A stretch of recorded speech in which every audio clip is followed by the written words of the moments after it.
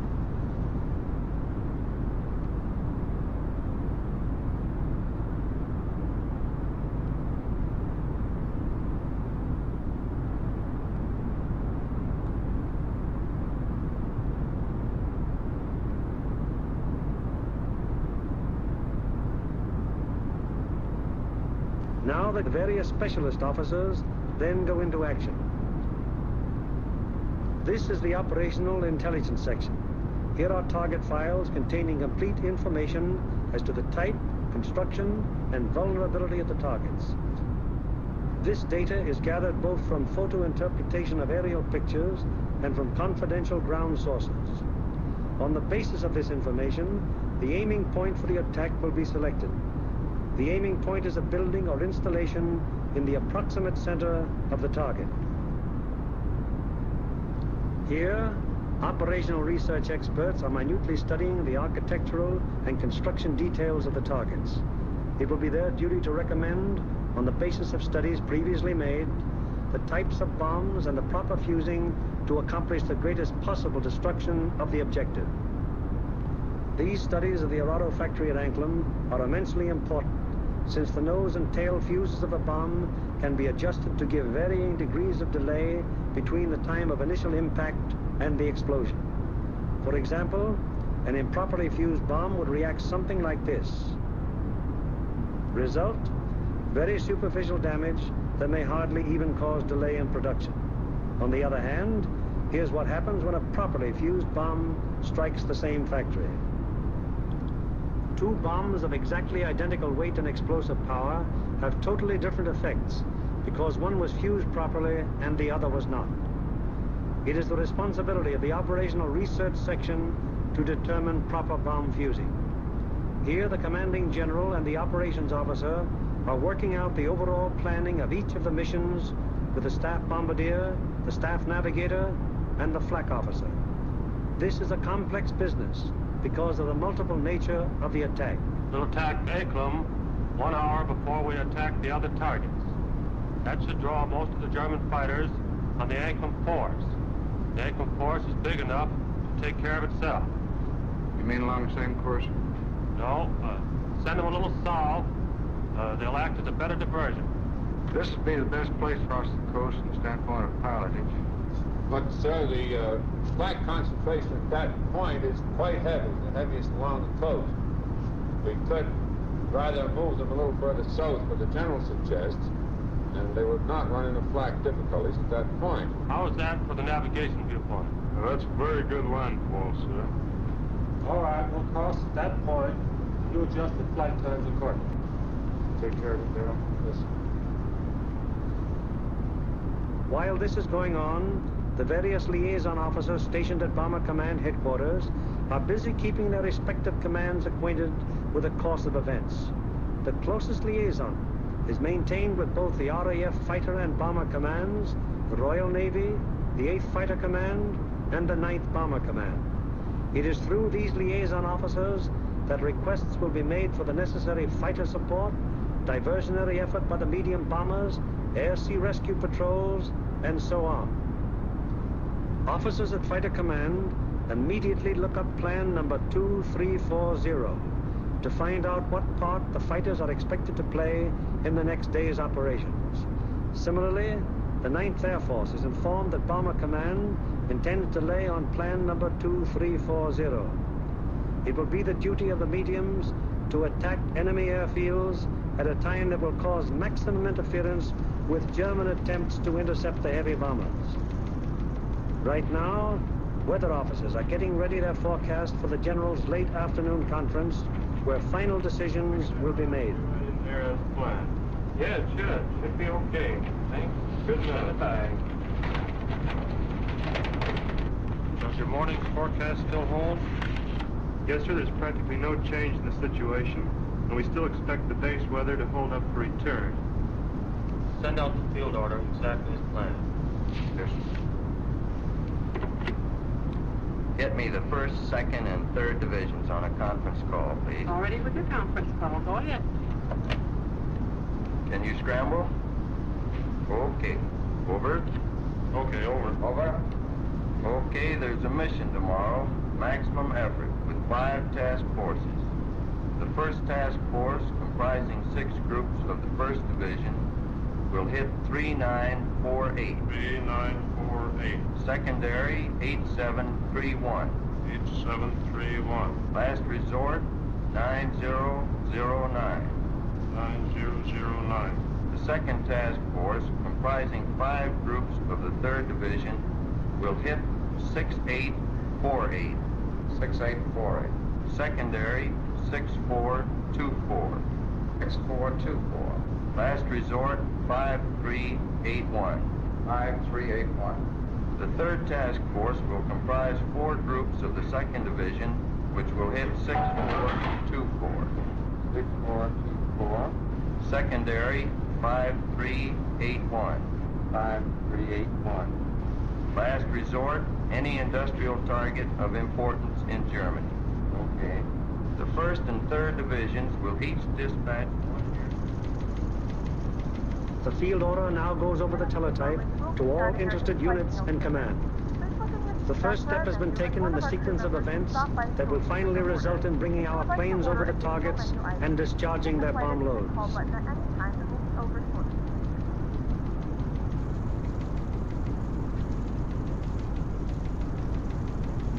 Command has conceived the mission and laid out general plans and routes.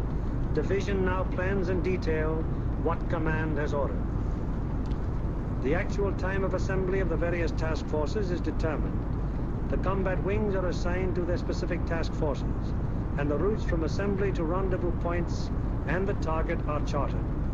Many considerations go into the selection of the routes. Here is the commanding general of the 1st Division, which you will remember has 2 targets for tomorrow, Anklam and Gdynia. Point here at 0 hour. Another control point here for the northern unit, 0 plus 40 minutes. The other from that timing, where will that put our northern and our southern force? Well, the northern force should be about the east coast of Denmark at that time, sir. It looks like we're going to catch all the fighters on the southern force, aren't we? Looks very much that way, sir. I think we'd better bend that route around so it's headed toward Berlin.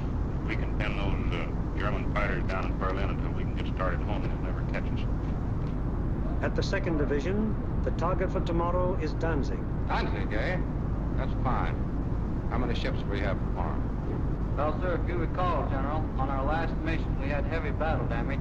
Not all those aircraft are repaired yet. Call up the wing commanders and have them put pressure on the groups. Get their maintenance crews to work on these ships tonight and get every possible airplane on the line in the morning. The 3rd Division, which will have for its targets Marienburg and Gdynia. Looks pretty good, sir. We're going to be right over a lake there for a good checkpoint of return. Going in against the sun. The sun will get our backs. Defenses at the target. Major Frost, what about the black defenses? Sir, the upper targets are 24 guns. That approach is good. The lower target isn't defended by heavy guns. No heavy guns whatever, Marienburg. None. The division's operations officer bases his precise plans on aircraft and crews available at the various groups. He then calls the combat wings to give them advance information before the field order actually arrives. Operator, give me combat wing. Okay. Travel. Over. Over. Over. Tomorrow, 1st Bomb Division will be called on for 2 task forces. First task force will be made up of 2 combat wings on targets 3948, 8731, last resort 9009. Lead group in this task force. Okay, ready to scramble? Over. Okay. Over.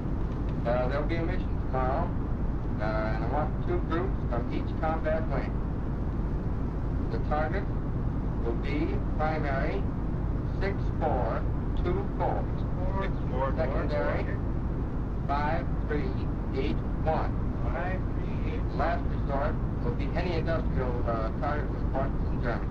Okay.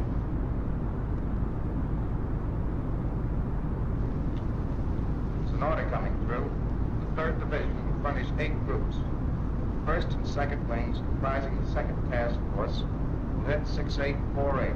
6848. Secondary 6424. 6424.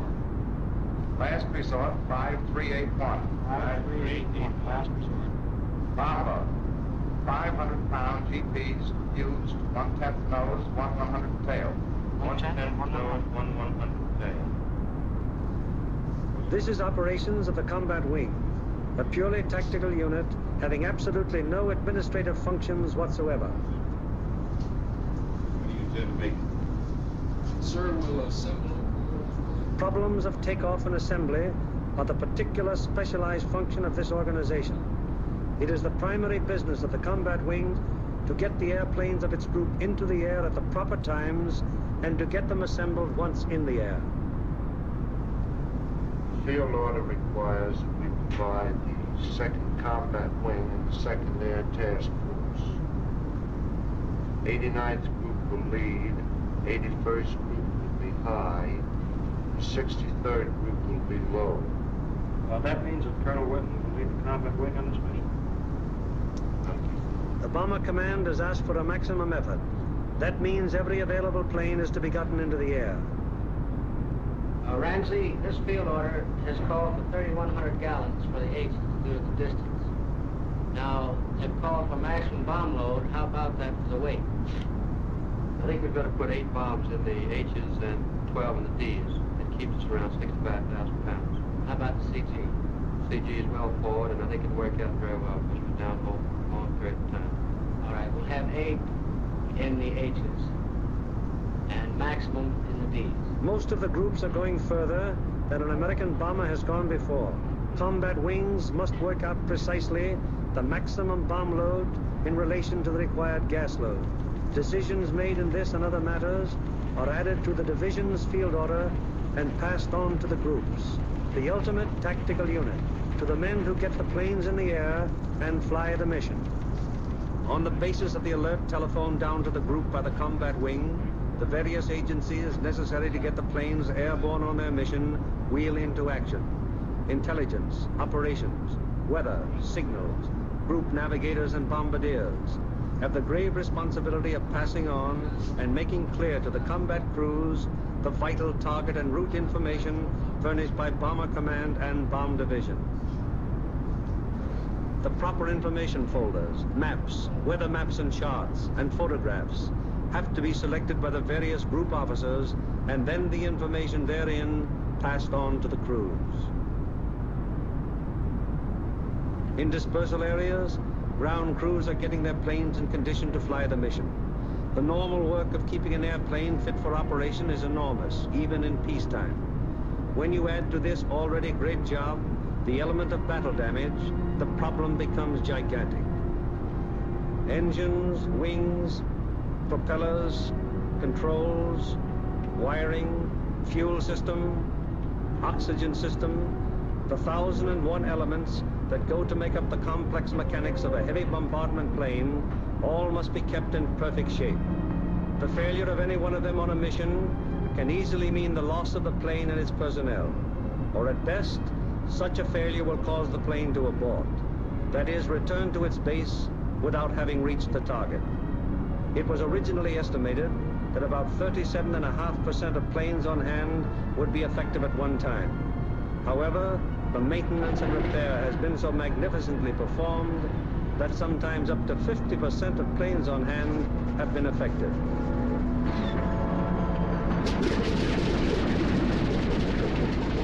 Ordnance is already at work, getting the bombs in their racks and loading ammunition onto the plane. These are 100-pound incendiaries.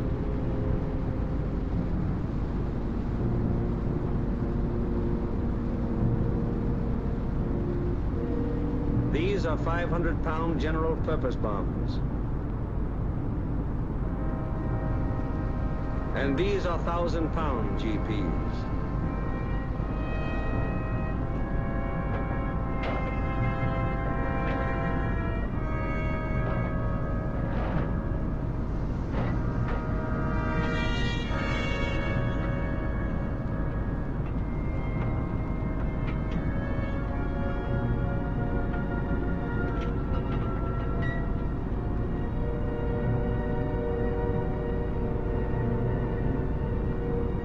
Bombs have to be placed in their racks very carefully. One bomb sticking in its rack through careless placement might make a whole mission useless so far as that individual plane goes.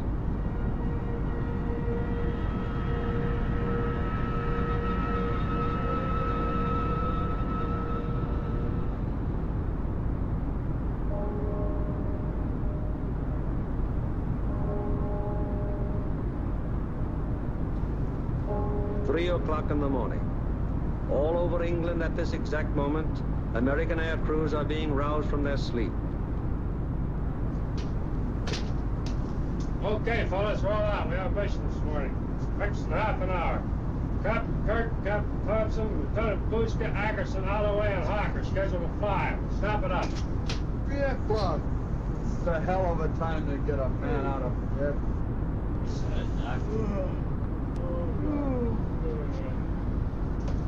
Come on, you drips, out of bed, breakfast in half an hour. Come on, Nick, rise and shine. All right, you dodos, let's go. This is it. Okay, fellas, let's go. Come on, Swifty, get it out. Let's go. Go, you guys. Hit the deck. Breakfast at 4, briefing at 5.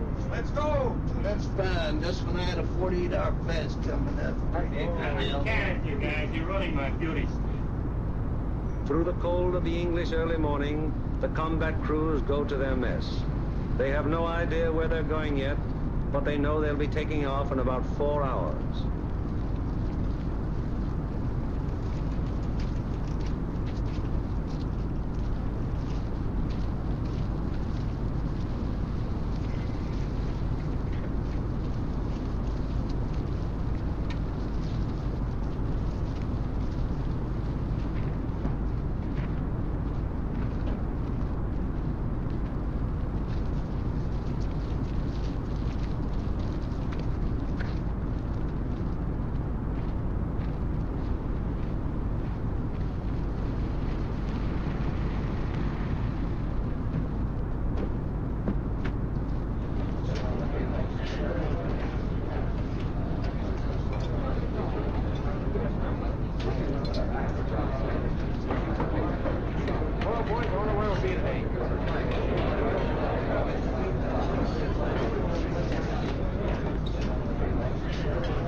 How do you figure those Jerry's will be today? What do you think, Dub? They'll be shooting at us.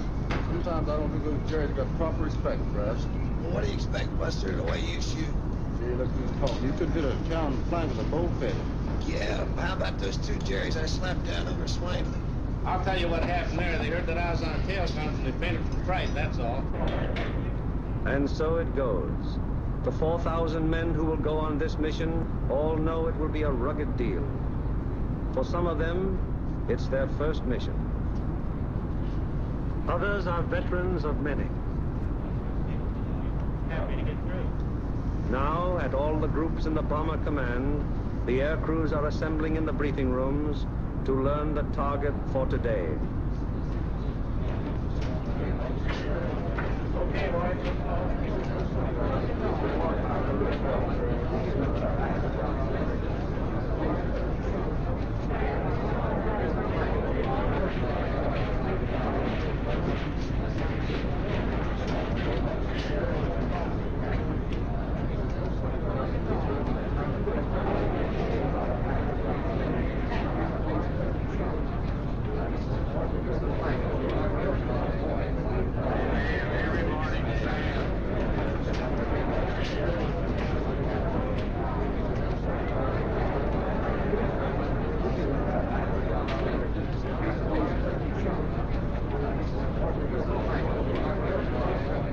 This is the briefing room of the 303rd Group.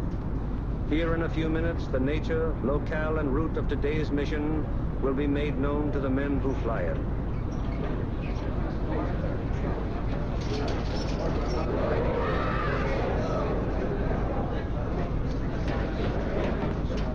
Target for today is Anchor.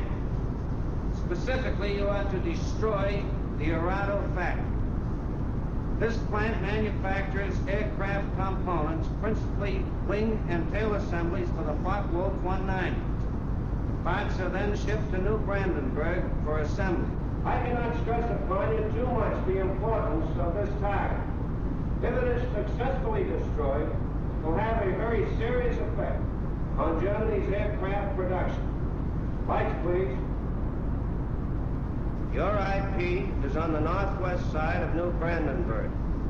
Your heading on your run-up will be 45 degrees true. Immediately after your turn, you have an aerodrome on your right, almost directly north of the town. You should be able to pick out Friedland, 6 miles to your right and halfway between your IP and the target. Along this route, you should be able to see the main line railroad and the main road. From Friedland, the main road moves in toward your run-up and goes into Auckland. The railroad terminates at Friedland. Shortly after passing Friedland, you will see a peculiarly formed wooded area on the right of your course.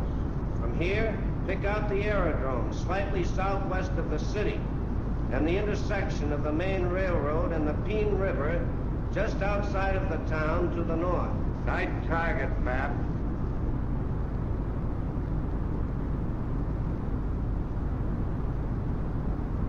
Your target is across the railroad, beyond the town, in the area formed by the bend of the river. And now a picture of the target. This group of buildings here is your target.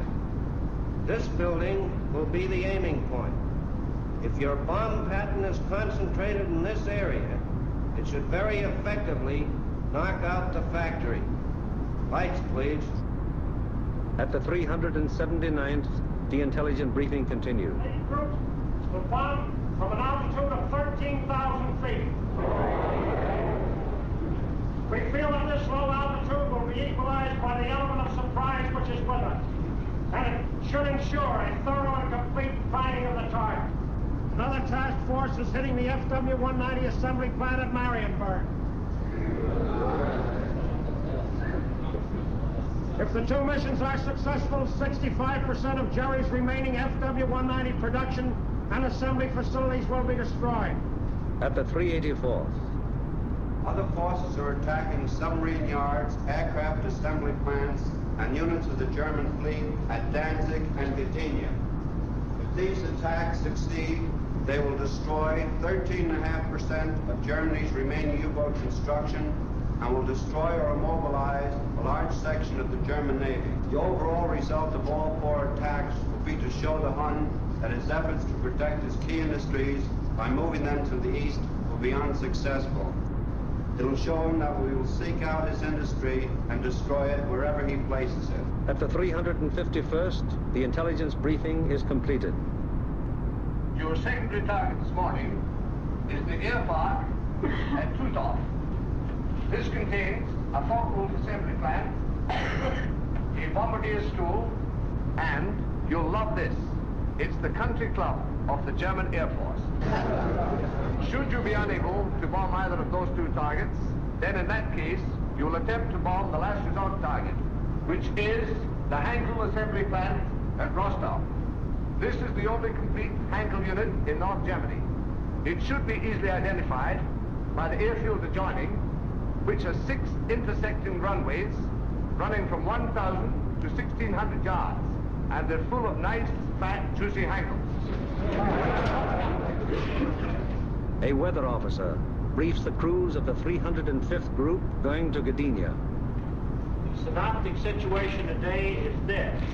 We have a high-pressure system centered over northwest Europe, up here near Finland, extending southwestward down across the British Isles, causing an influx of south and southwesterly air going up in this direction.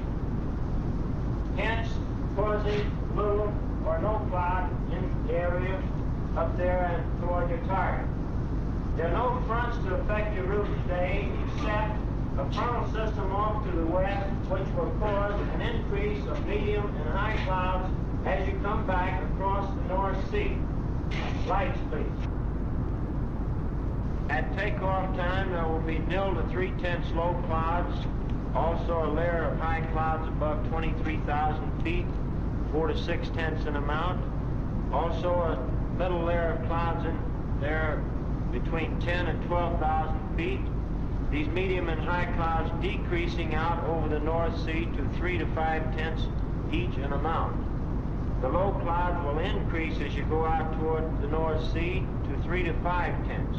Base 1,500 to 2,000 feet, tops 4 to 5,000 feet.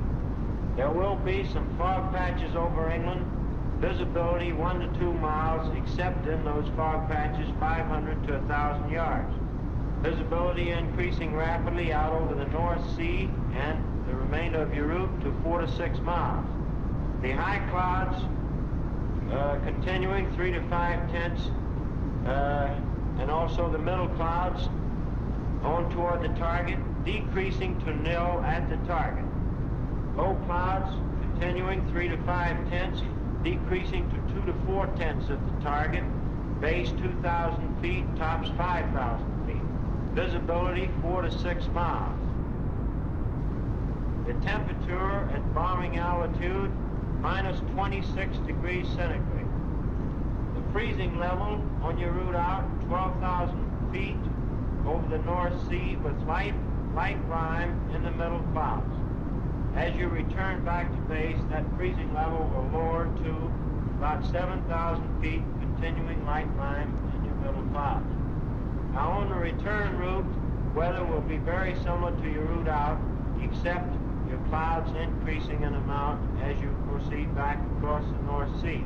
Base on return, visibility 4 to 6 miles. A flak officer briefs the 389th Group of the 2nd Division going to Danzig. Gentlemen, this morning, because we are going to cross the Danish coast at such a relatively low altitude, we've planned the route so as to avoid as much flak as possible. At any rate, any flak that you do encounter will be merely a deterrent in nature. However, you can expect heavy flak batteries at a place where we make landfall here at the Mindigab, about a mile south of the course. Also, there are known to be other heavy batteries 8 miles south of the course there on the coast at Hem. Other batteries are known to be located here at Corsor, 20 miles south of the course, on the island of Skellum. And then eyeing the target, you will have very little flak. Now, while you're crossing the coast and when you're over aerodromes and cities in Denmark, you are advised to take evasive action.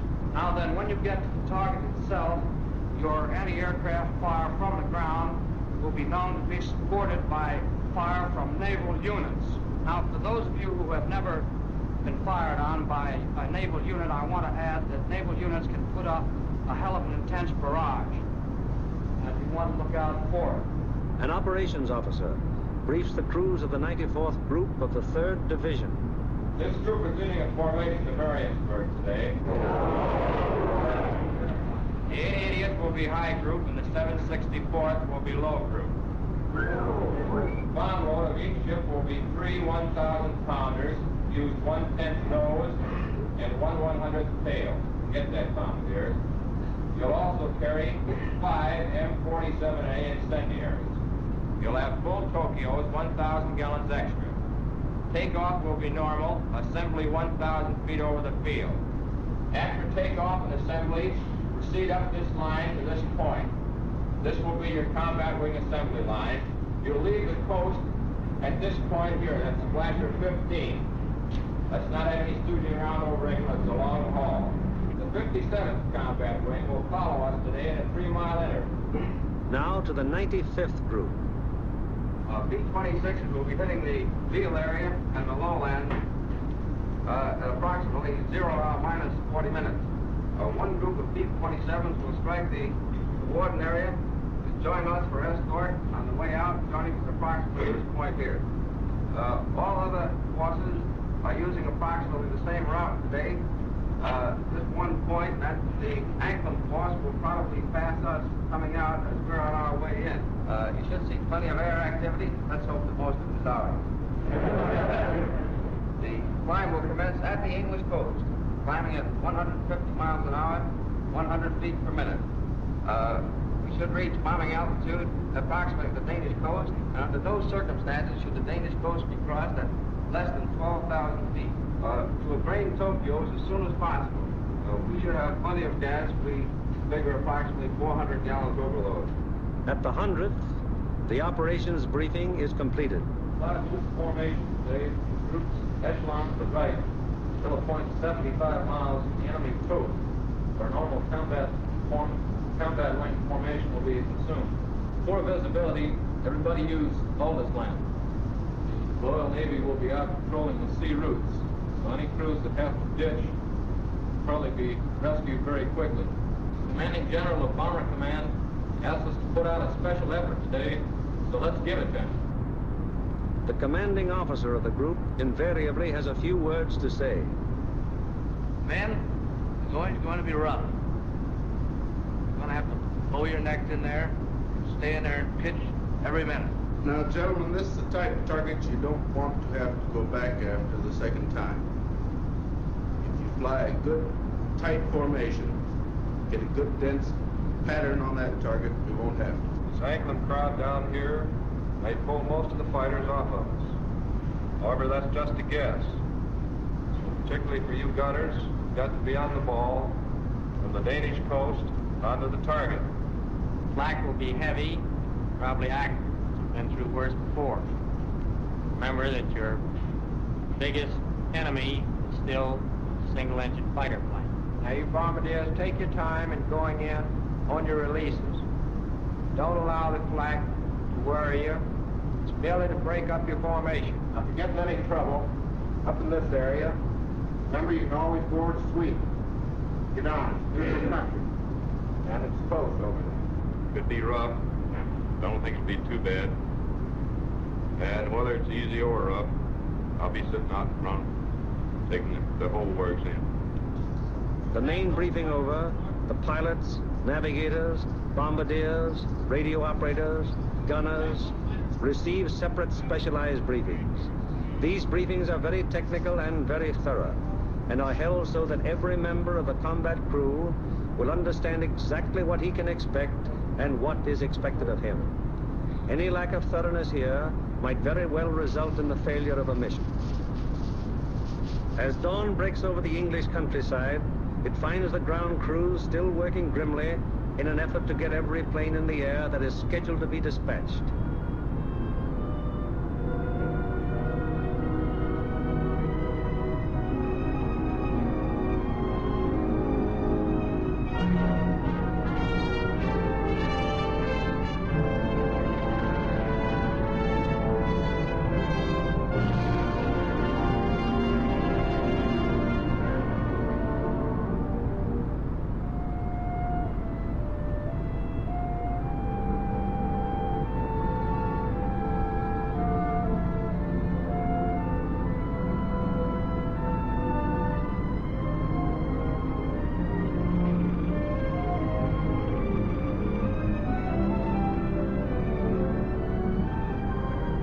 These men take as fierce a pride in their planes as do the air crews.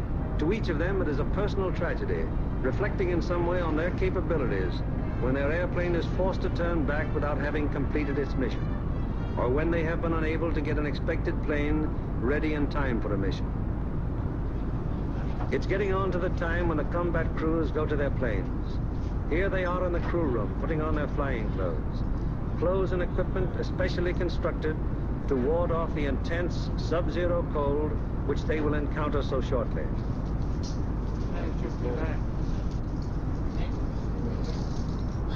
All air crew members receive escape kits containing equipment that will help them get back to safety if they are forced down in Germany or in occupied territory.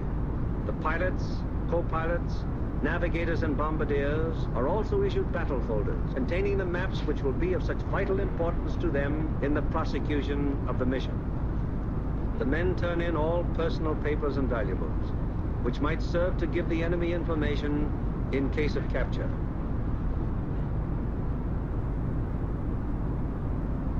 Some of the crew members turn to their chaplain, whose ministrations are always available to the men of the bomber bases.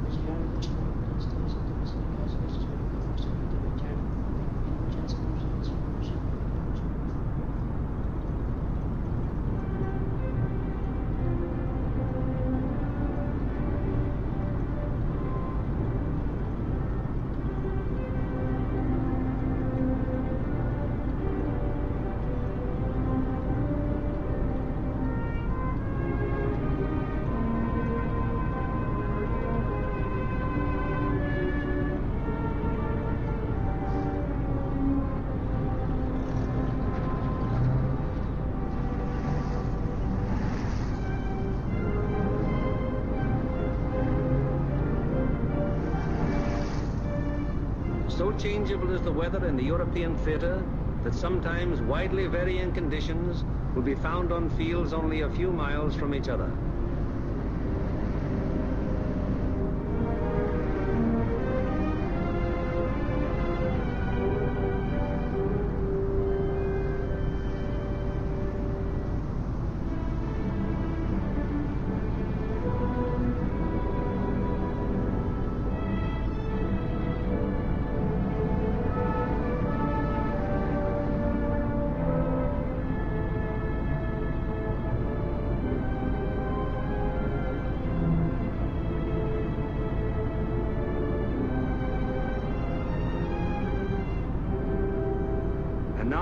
Briefing of all.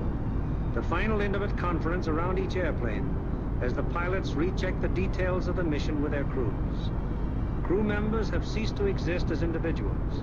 They are now 10-man teams, and on the excellence of their teamwork will depend the success of the operation.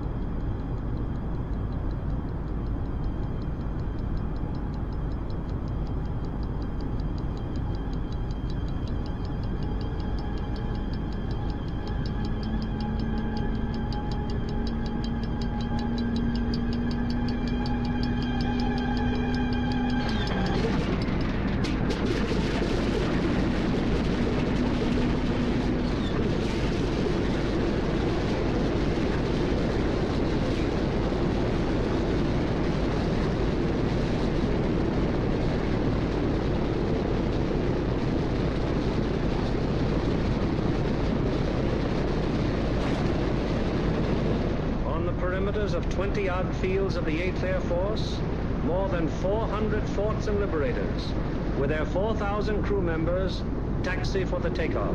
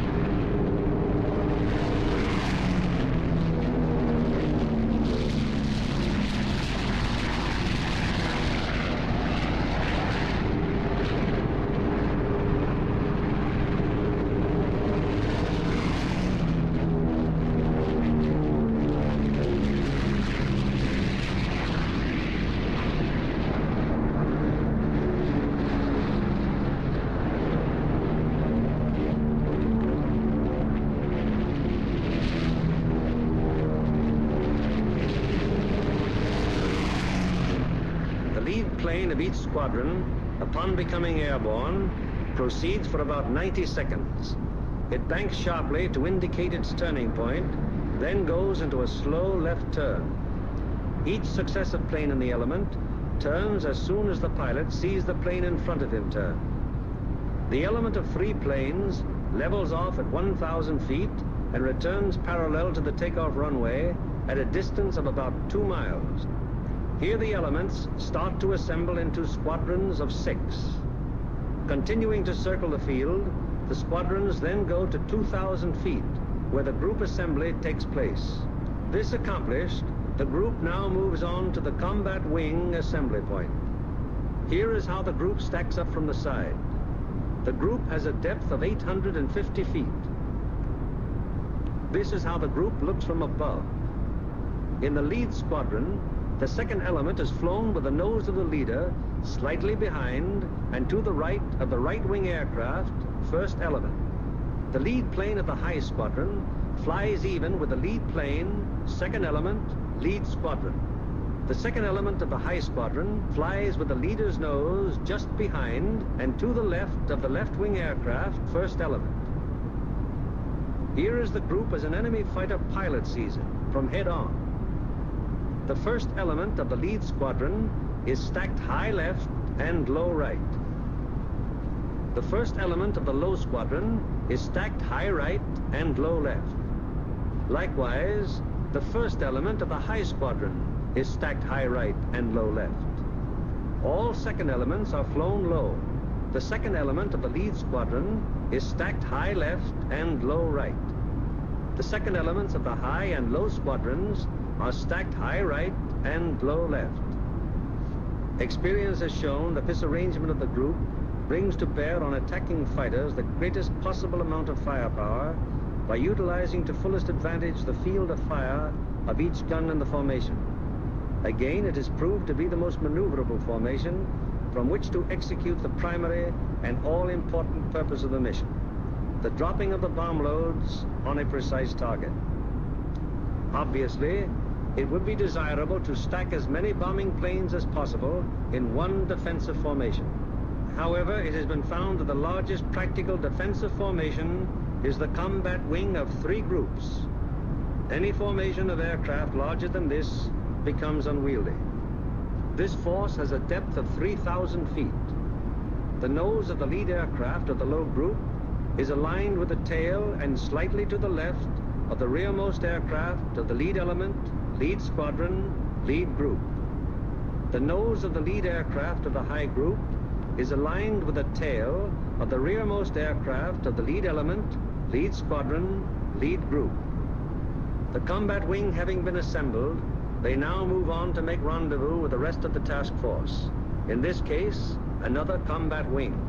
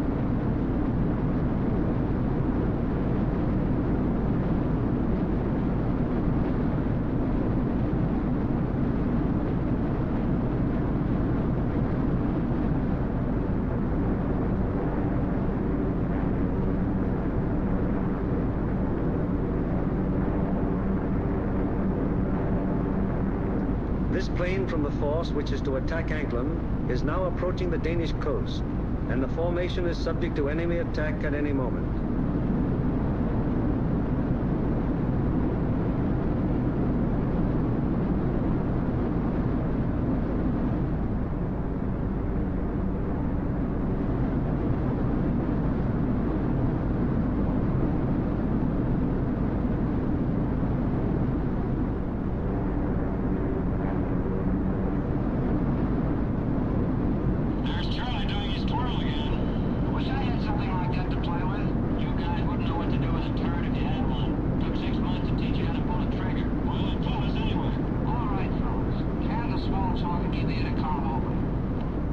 It is now 10:30 hours, and Denmark has been penetrated to some distance without any great opposition as yet.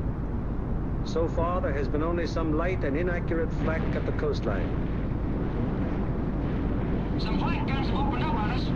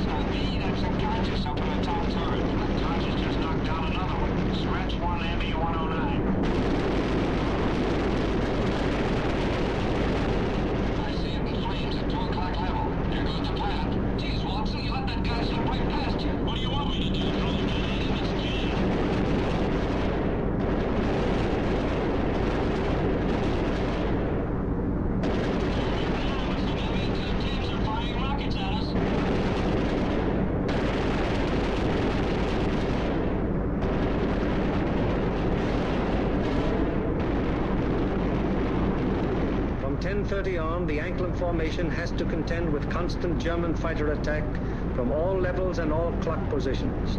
During this time, the gunners aboard the fortresses knock down fighter after fighter. However, the gunnery of the forts, no matter how sensational it may be, is only to ensure the successful performance of the mission. It is not the job or purpose of forts or liberators to seek out action with enemy fighters. They merely defend themselves against enemy fighter attack so that they can destroy their target and bring their crews back safely to their home bases.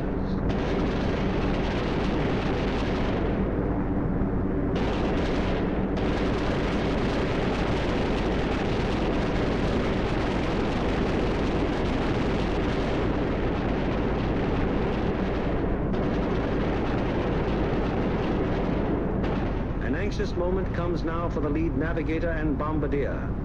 The formation is approaching the initial point.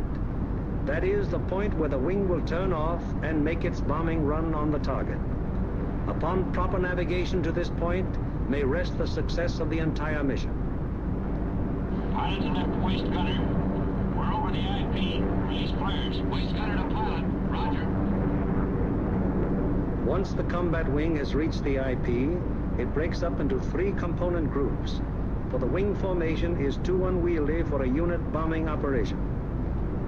As the IP is reached and the lead airplane of the lead group is about to make the turn, it fires 2 red flares, spaced 5 seconds apart. Then the group makes its turn onto the run-up. The low group goes on straight ahead for 20 seconds, then makes its turn. The high group proceeds for 20 seconds beyond the low group's turn, then it turns onto the run-up. The most critical defensive period in the mission has begun. The wing, to accomplish most efficiently its primary purpose, the bombing of the target, has sacrificed its mutual defensive firepower, and the groups are thrown on their own. Now the crucial moment is almost here, the moment around which the entire mission revolves.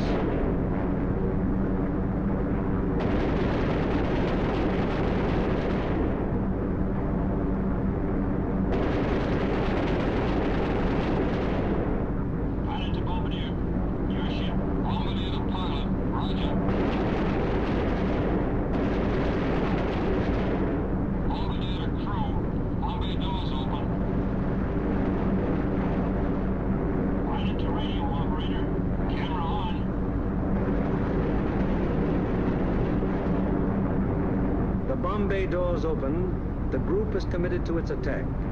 No evasive action may be taken until the bombs are away. And at this time, the formation is most vulnerable to attack, both from flak and enemy fighters.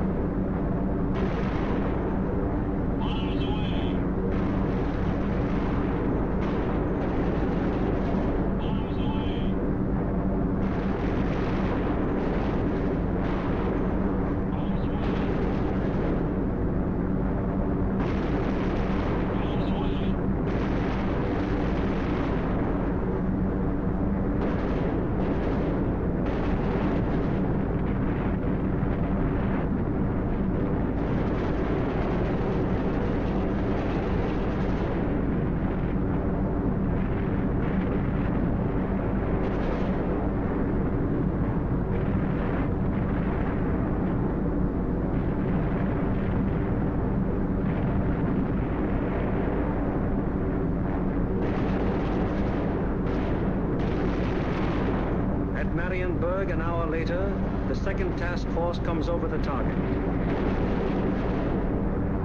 Arms away.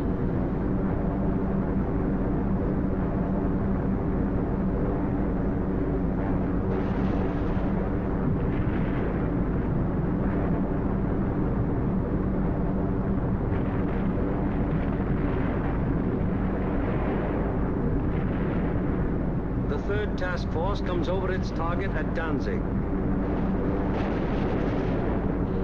Arms away.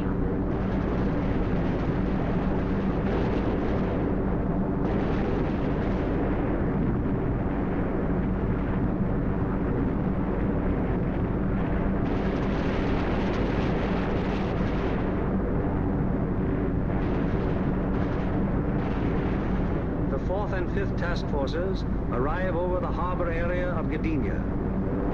Arms away.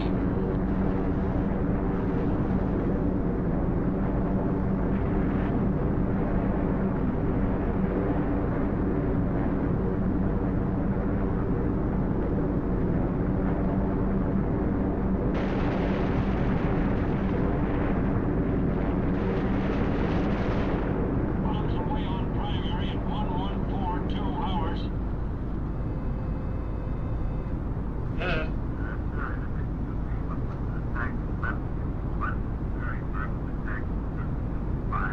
It is standard procedure for the group leader to inform Bomber Command the moment the target has been attacked. Bomber Command, in turn, promptly informs the Commanding General of the 8th Air Force.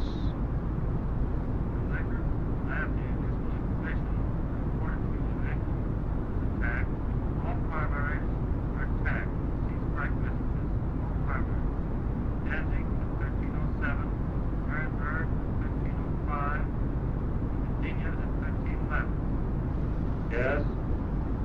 Yes, sir. I'll advise you as soon as they land. After getting bombs away and closing the bomb bay doors, the groups can now defend themselves again, at least to the extent of evasive action against the flak and fighter attack.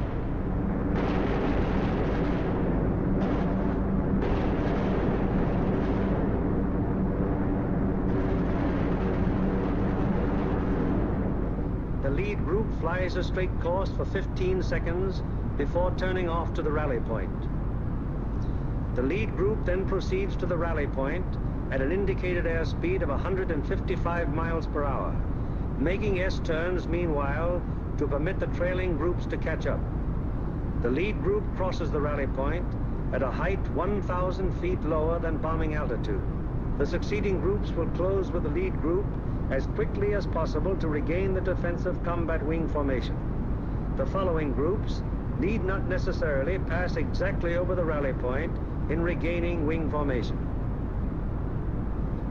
In the meanwhile, the Marauders take off to fulfill their part in the day's operation.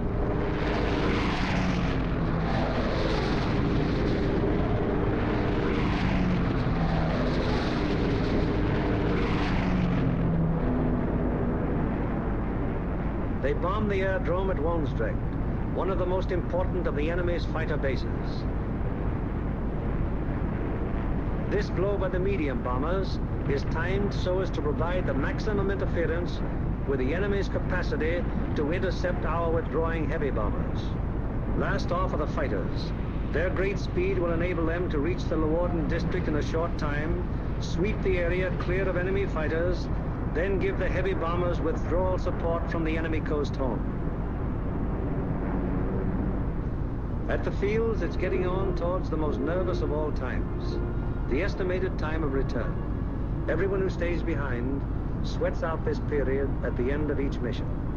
Here at the control tower, at the dispersal areas, at the Red Cross, at the Officers Club, everywhere on the field, the one thing paramount in everyone's mind is that the group is due back.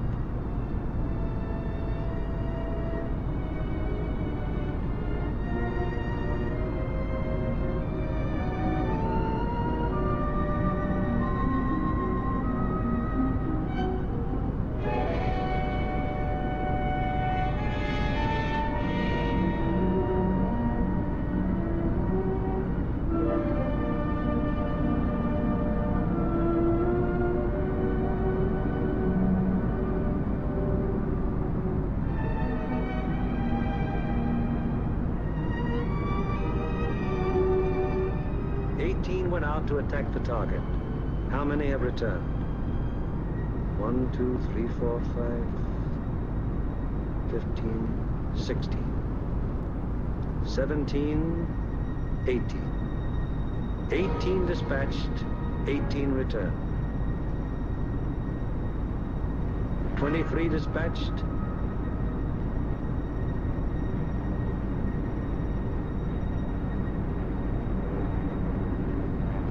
23 returned. However, there are other groups which weren't so fortunate. 18 dispatched, 17 returned. 20 dispatched, 19 returned. 20 dispatched, 14 returned. 19 dispatched, 18 returned. 20 dispatched, 10 returned. 18 dispatched, 8 returned.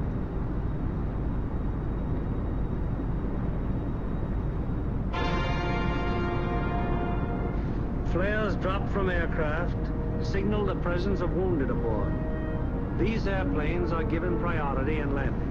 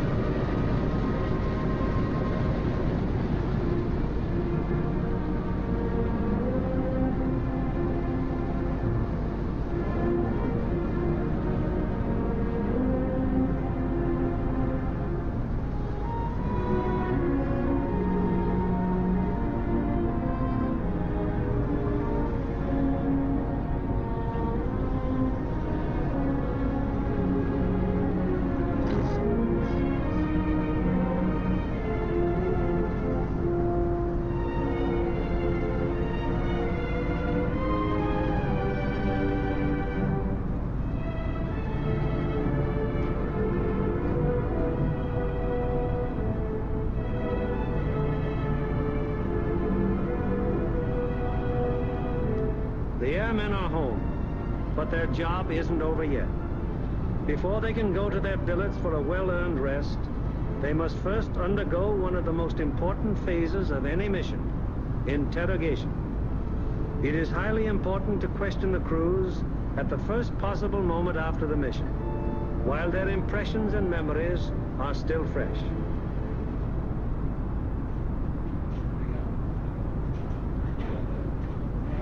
Crews who have anything of immediate importance to report go at once to the hot newsroom.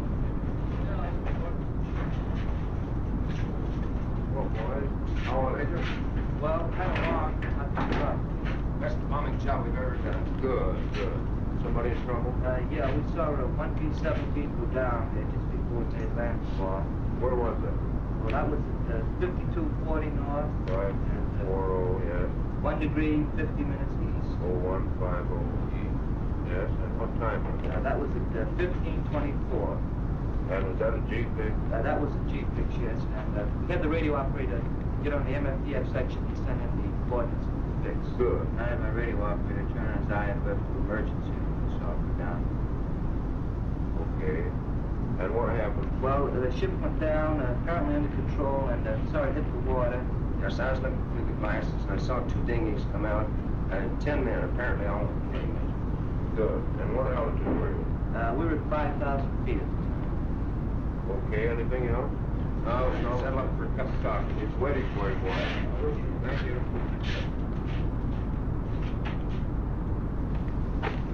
Third division, please. Smith, on B-17 crew down the dinghy. Thanks, Bill. 16 group, please. Special aircraft priority. Flight control, please. 16, bomb division here. We have a B-17 reported fixed at 52 degrees, 30 minutes north, 1 degree, 30 minutes east. That's right. He was seen to ditch, yes. He was seen to ditch at 15:24 hours by the reporting aircraft. 2 dinghies were seen to break out, and 10 men got into them. The reporting aircraft is at 5,000 feet. Yes, that position's an MF fixed. Okay, 16. Thank you.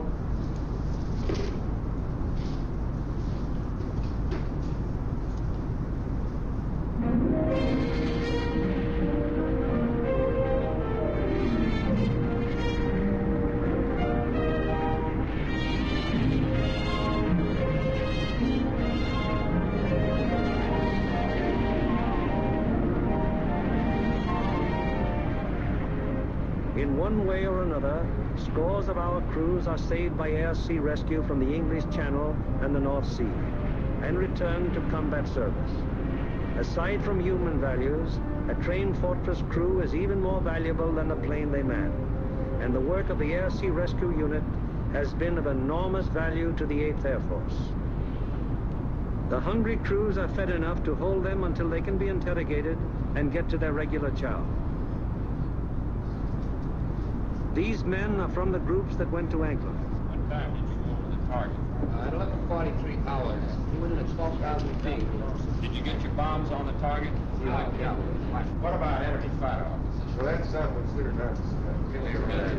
Well, let's get some of the details. Where did we get involved? They first jumped us at 10:30 there just off the Danish coast. And how long did they attack? They stayed with us to the target and until 13:27. And at 13:45 we had another group attack and stayed until 14:05. Had a couple more attacks. The last one was at 15:26 just off the Danish coast coming out. And about how many enemy fighters did you see? Well, I don't know how many of them might have been repeated, but I saw 6 or 7 myself. I couldn't keep track of them, sir, but I counted about 65. I stopped trying to count when I got to 50, sir. Well, do you think it'd be accurate to say then that your ship saw between 65 and 80 enemy aircraft? Yeah. What type of enemy aircraft did you encounter? Well, from what I can see from the tail, they threw the book at us. FW-190s, ME-109s, 110s, 210s, Dorniers, even Ju-87s and 88s. I saw a couple of Focke-Wulf 189s, at least 2 Heinkel 111s. What positions did they attack from? Well, they came from all over the place. Fighters are pressing home their attacks from 300 to 400 yards. Would you characterize these attacks as determined? Determined? Brother, you can say that again. No, I think those guys are really trying to shoot us down. I wouldn't be surprised. How would you describe the enemy fighter tactics? Well, I described them first. If they usually attacked in formation, queue up about 300 or 400 yards away, 12, 13 single-engine fighters, right through the formation. How did the twin-engine fighters react? They stayed out to the side and above, just out of the range of our guns and charged. Cannons and rockets at us, then they queue up and press home a regular fighter attack. What caliber would you say the cannons were? My guess would be 37 millimeters. What do you think, Al? What about the rockets? We shot a lot of them. I didn't actually see any hit our formation. They weren't doing us any good. I saw one of them blow a wing off the 17th below and ahead of us. They started to spin in. Are you sure? No, sir, I didn't see it. Where was this? Over the target, right up the target box. Notice any distinctive markings on enemy aircraft? Yeah. Oh, quite a few. There are a number of FW-190s, mostly yellow noses, some white noses. No red nose. Right, it's Boy, those yellow-nosed boys really come in close. Did you see them come right on our left wing? I saw a 109 with black and white diagonal markings on the wings. Black and white. had white nose. Yeah. Getting back to those rockets, I believe that Jerry can reload his rocket guns from inside the ship. Yeah. That would be my guess, too. I saw at least 9 bursts from rocket guns on one ME-210. 9 bursts, huh? Talking about 210s, there was one that came in and shot a cluster. Looked like clay pigeons to me. Say, those things look like baseballs to me. Can you describe that more fully? How did they react? Well, they didn't look like baseballs. It was more like streamlined and smoked all the way down, but they didn't explode. Didn't explode, huh? No. What about planes? I knocked down 2. They were making attacks about 5 o'clock level. Yeah, I saw it. One of them blew up in the air, the other one went down in flames. The pilot of the second one bailed out. That was at 11:44. We were right over the IP. Were any other guns firing at these planes? No, sir. These were my babies. Any more? Yes, sir. I got one destroyed and one probable. I knocked 210 down right over the target. The plane exploded in the air. I got a burst at 110, and it started down in flames. I couldn't see whether it went all the way down or not. We're under constant attack. Bombing results and enemy fighter reaction are only one phase of the interrogation. The enemy's anti-aircraft defenses, their concentration and their accuracy are also matters of great interest to the interrogators. The group of the 2nd Division, which went to Danzig. How would you describe the flag of the target? From the coast of the target, it was meager and inaccurate height and deflection. Over the target, it was still meager, but pretty accurate height and deflection. Is that how the rest of you fellows would describe it? What about on the way back? Well, it was meager and inaccurate, except now when we crossed the coast. They took a box barrage that was pretty accurate as to height. In fact, it was good at the altitude, but the deflection was a little off. First burst hit about 100 yards ahead of the lead plane. And we felt the concussion out of it, right? We got a couple of flak holes in the fuselage right around my gun position. Any other battle damage? A couple of flak holes in the nose. First is 303 in the number 4 engine. Got an oil line. What was your altitude when this box barrage almost caught you? 21,500 feet. Did any of you notice anything unusual or peculiar about the flak burst? No, it looked like the same old black flag to me. What's the 6th we have seen? Also valuable to the interrogator is any intelligence that might be picked up by the crews en route to or from the target. Such observations may be completely incidental to the mission, but can prove to be of great value at another time when another target is being attacked. Let's find out what the force attacking Marienburg discovered on their way to and from the target. This smoke should mean a dance. Where does that emanate from? Well, it looked like to me it was coming off the floats and boats here with smudge spots on them, anchored just a little ways off the coast. Yeah, honey, they were shooting it up from the ground, too. Up so high and flourishing mushroom mountain. Would you say it was effective? Well, we didn't pass right over the city itself, so we couldn't say definitely, but it looked like to me it'd be pretty doggone effective. Was all right? You see anything else? Yeah, there's a new airport about 2 miles below Danzig there, south of Danzig. What it look like? Pretty large airport with grass runways and a lot of construction at the south end. I seen another one there at Puck. It seemed like it's built runways and some buildings, new building like that, probably not to be hangars. Okay. Now, how about military installations? Did you see any of those? Well, south of Sidoarjo in East Prussia, we saw some installations that might have been fortifications. They were large rectangular buildings with red tops. Yeah, there were 2 rows of 4. 4 buildings each? Yes. Good deal. Now, did you see anything else? As soon as interrogation of the men is finished, the interrogation forms are checked and general statistics on the group's part in the attack are compiled. All right, let's get going on this report. Okay. The number of aircraft dispatched. 20. The number of aircraft attacking the primary target. 20. Hello, I want the A2 duty desk. Hello, this is Norgan 492. Got a flash teletype report for you. You ready? The organizational flow which we have observed throughout this picture has now begun to operate in reverse.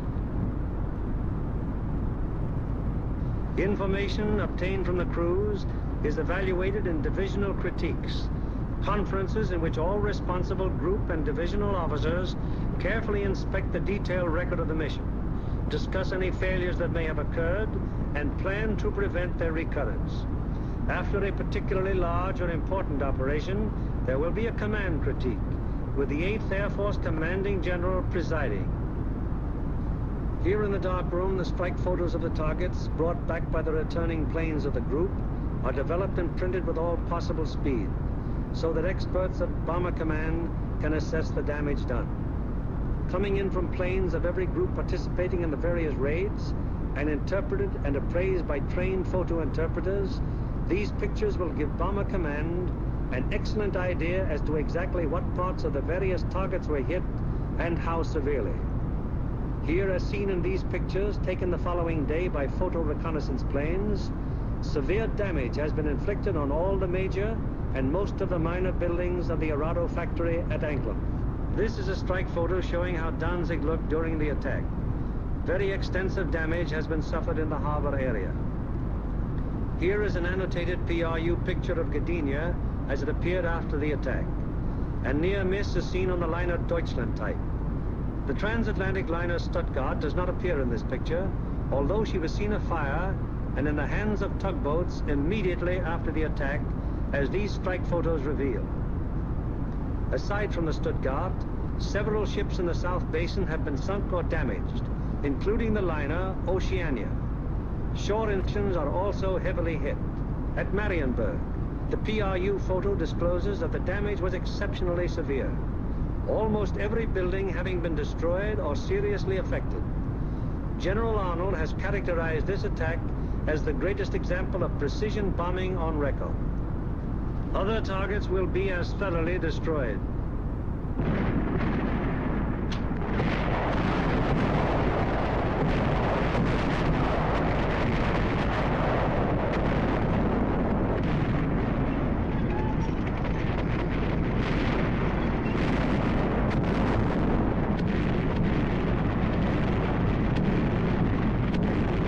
Today, while the invasion armies are pressing the Battle of Europe, the Battle of Germany continues. Day by day, whenever weather permits, heavy bombers roar out over the heads of the advancing ground forces, blasting away systematically at vital industrial installations hundreds of miles to the rear of the enemy lines.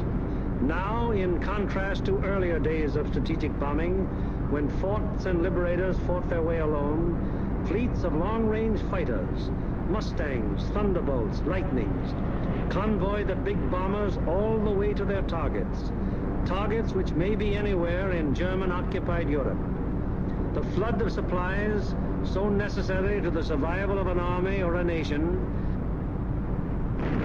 synthetic rubber, steel, food, fuel, textiles, this flood is gradually being reduced to a trickle. And finally, even this thin, inadequate stream will die away. Then the German armies in the field and the German workers on the home front will have no food for their stomachs, no clothing for their bodies, no metals for their machines, and no fuel with which to run them. Then the Battle of Germany will be won, and with it, the Battle of Europe.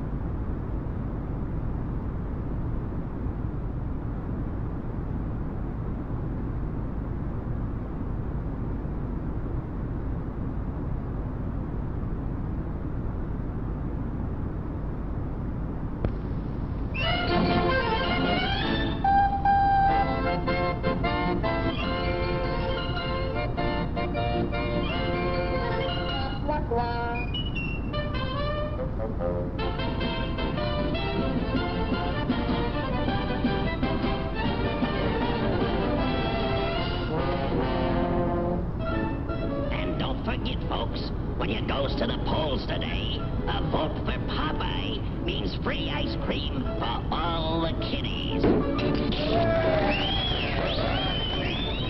All right, men, step right over here and get your free cigars.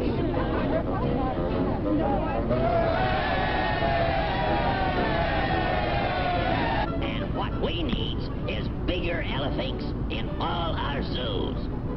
Oh my gosh.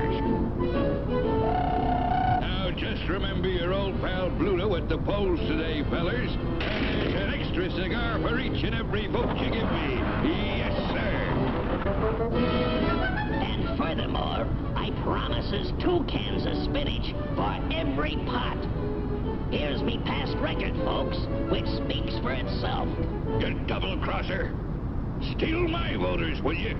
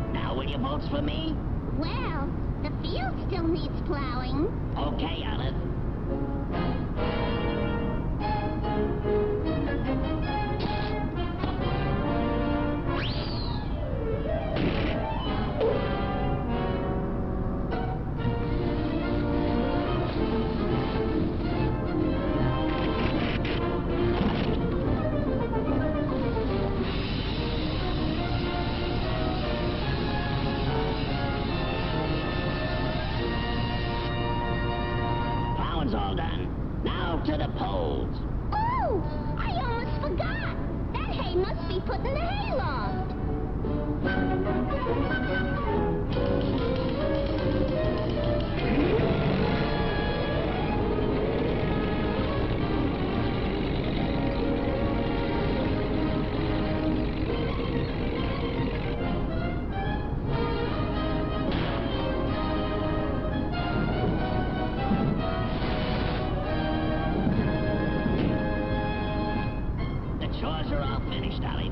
Shall we goes to the polls? Popeye, I'm casting my vote for you.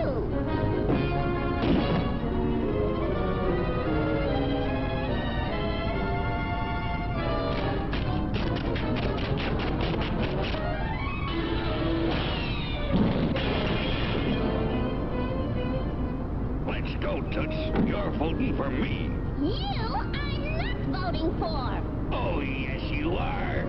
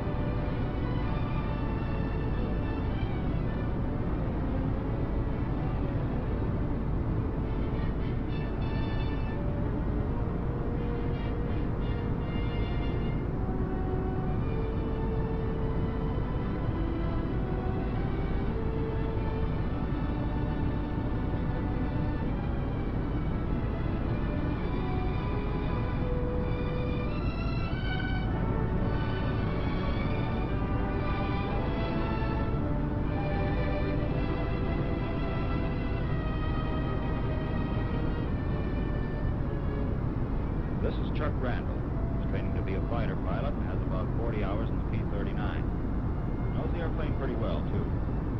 He's not the hottest pilot in the world, but conscientious. He'll make a good flyer.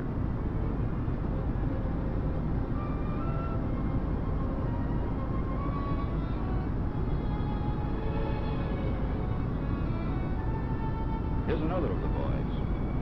He has about as much time as Chuck, but a little different approach to his flying. For one thing, he didn't spend much time getting to know his airplane. It finally caught up with him. Coming in one day, his battery went out when the gear was only part way down. It's a funny thing, too, because the battery and generator had just been checked.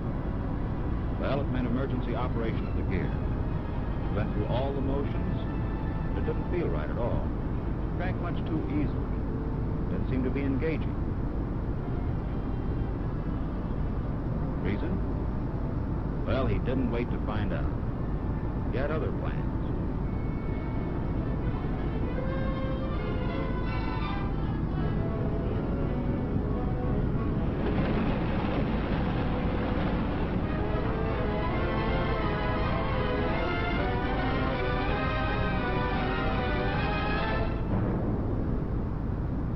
Sure, it was a safe landing. He didn't have a scratch. Pretty sad-looking airplane. He didn't look too happy himself, and with good reason. In the first place, if he'd had the clutch handle to manual, he could have cranked the gear down without any trouble. In the second place, if he needed help remembering emergency operation, there's a card of instructions on the door. In the third place, if the generator had been on, the battery wouldn't have gone dead in the first place. The moral of that story is, know the airplane you are about to pilot.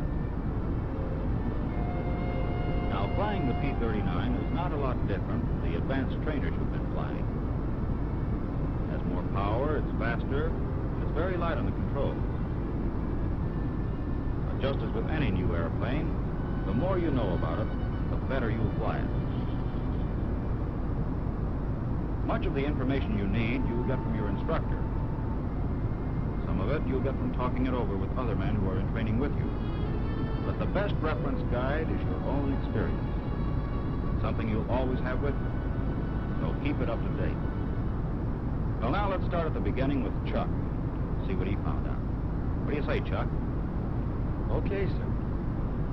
Well, after the tech orders and a thorough check of the cockpit, I was ready to give it a try. With the tail in the air, I could see where I was going without essing. Taxied very easily with short bursts on the throttle, and I let her coast a lot. Didn't have to use much brake. Getting her in the air was all right. As a matter of fact, it was fun. I'd never flown that much power before, and I was surprised how easily she handled. But I hadn't never landed a tricycle gear job before either, so I guess I was a little uncertain about bringing her in. I could see I was coming in pretty fast, and there wasn't going to be enough runway. So I gunned her to go around her. I knew the fellows were watching, but I figured I could live that down easier than messing up a nice new airplane. Then I brought it in again. Landing instructions said it was just like landing any other airplane, and I took them at their word. I rolled out of the turn at about 140, lowered my flaps, and established a steady glide at about 130. This is how it looks to the slow-motion camera. I came in over the end of the runway at 110, leveled out and got the airplane in a conventional three-point landing attitude. I set her down on the two main wheels, holding the nose wheel off the ground with a slight back pressure on the stick. I found that I could hold the nose wheel anywhere from a few inches to 2 feet off the ground and still make a good landing. The airplane rolled straight down the runway, and I applied the brakes intermittently to lose speed.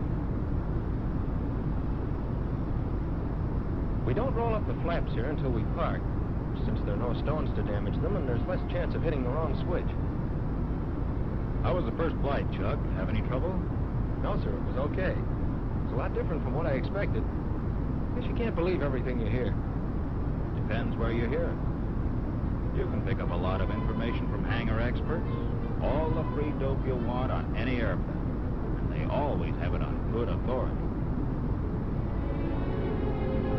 Well, to get on with Chuck's story, he was over the first hump. That was only the beginning. He still had a few things to learn about flying the airplane.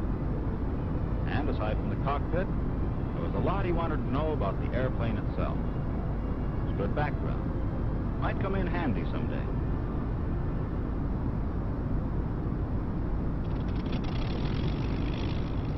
I was going into my transitional training, which began with 8 engineering missions designed to get me acquainted with the performance of the airplane and the operation of its engine. I was flying a Model N airplane and knew from the tech orders that if necessary I could take off with 52 inches and 3,000 RPM, which is rated takeoff power. But in training, with the airplane making 8 or 10 takeoffs a day, we're instructed to keep it down to something less.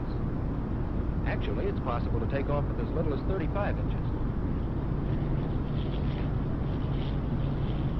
When I had sufficient altitude, I retracted the gear, and when I was up to a few hundred feet, eased back to 35 inches and 2,600. The going was smooth, and it sure felt good to be flying again. But I wasn't ready just yet to sit back and enjoy the scenery. There were a couple of things I had to keep an eye on. The press-stone temperature was under control. Oil temperature was about 70 degrees. Okay. Oil pressure about 70. Fuel pressure, okay. And I had enough airspeed, which is always a good thing to know.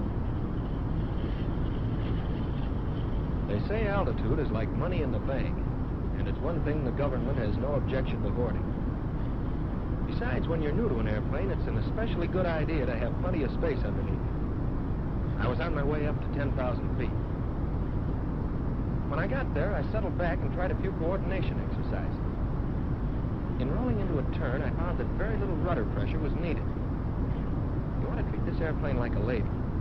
Don't try to be fast or rough if you expect to get along with it. Then I tried a few gentle turns. At first, I had a tendency to skid or slip. The turning radius of this airplane is much greater than what I've been used to. It took me a while to get the proper relationship between the aileron and rudder. But by doing a few more and keeping an eye on the bank and turn indicator, I soon got the idea of how to coordinate properly, and they began to feel pretty smooth. Like all pilots who fly pursuit, it wasn't long before I got to wondering about the speed I could get out of her. So I poured on Nicole to see how she'd react. Up to 3,000 RPM and 52 inches. Incidentally, the tech orders say always increase RPM first, then manifold pressure. It's especially important in a high-powered engine like this. If you don't, you'll be building up excess pressure inside the cylinders, and it's liable to detonate and cause serious damage to the engine. With the increased power, temperatures and pressures went up, and I adjusted the shutters. 5 minutes is the maximum time for operation with this power, but I think you can find out what you want to know in less time than that. At least I did. I tried various combinations of mixture, RPM, and manifold pressure at different altitudes to get some idea of how these factors affected power. In my first mission, I tried a few partial stalls with the gear and flaps retracted. I don't quite know what I expected, but I was pleasantly surprised. The airplane stalled very gently and had no tendency to drop a wing. There was plenty of warning before she stalled completely. Later, I carried this a little further and did a complete stall at 10,000 feet with the power partially off. That is about 15 inches. It broke clean at about 100, and to recover, I dropped the nose to let her pick up speed, about 180, before I started to pull her up. As the stall was explained to me, it's all a matter of airflow over the wing's surface. If the airflow is disturbed due to an increased angle of attack, the wing loses its lift and the airplane will stall.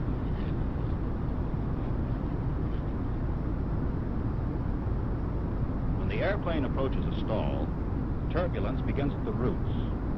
And as this section begins to stall, it causes a shuddering. The tail buffets slightly from the effect of this turbulent air. The stall progresses outboard and gradually affects aileron control. Just before the stall is complete, the entire aileron becomes ineffective. In recovery, the ailerons regain control before the wing is completely unstalled. So when you first feel aileron control returning, don't let it fool you. Don't start to pull up until you have sufficient speed. Later, I tried some partial stalls with the gear and flaps extended. Stall characteristics were pretty much the same as in the clean condition, but with the stall occurring at a lower speed. With the power reduced, I pulled the stick back gently until gradually the stall point was reached. After she began to shudder slightly, at about 95, I eased gently forward on the stick. I let her pick up some speed in a shallow dive, about 140, and eased her back level. Knowing stalls is a pretty good way to get the feel of any airplane, so I practiced until I was sure of it.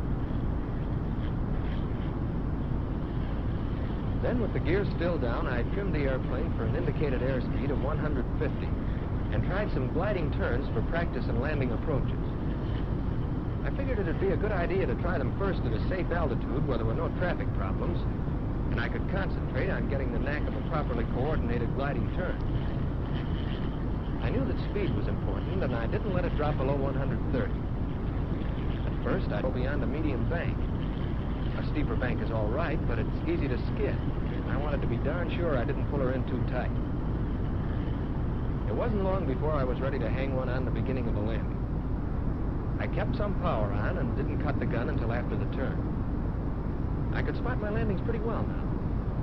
Whatever uncertainties I'd had at first were cleared up after I'd made a few more.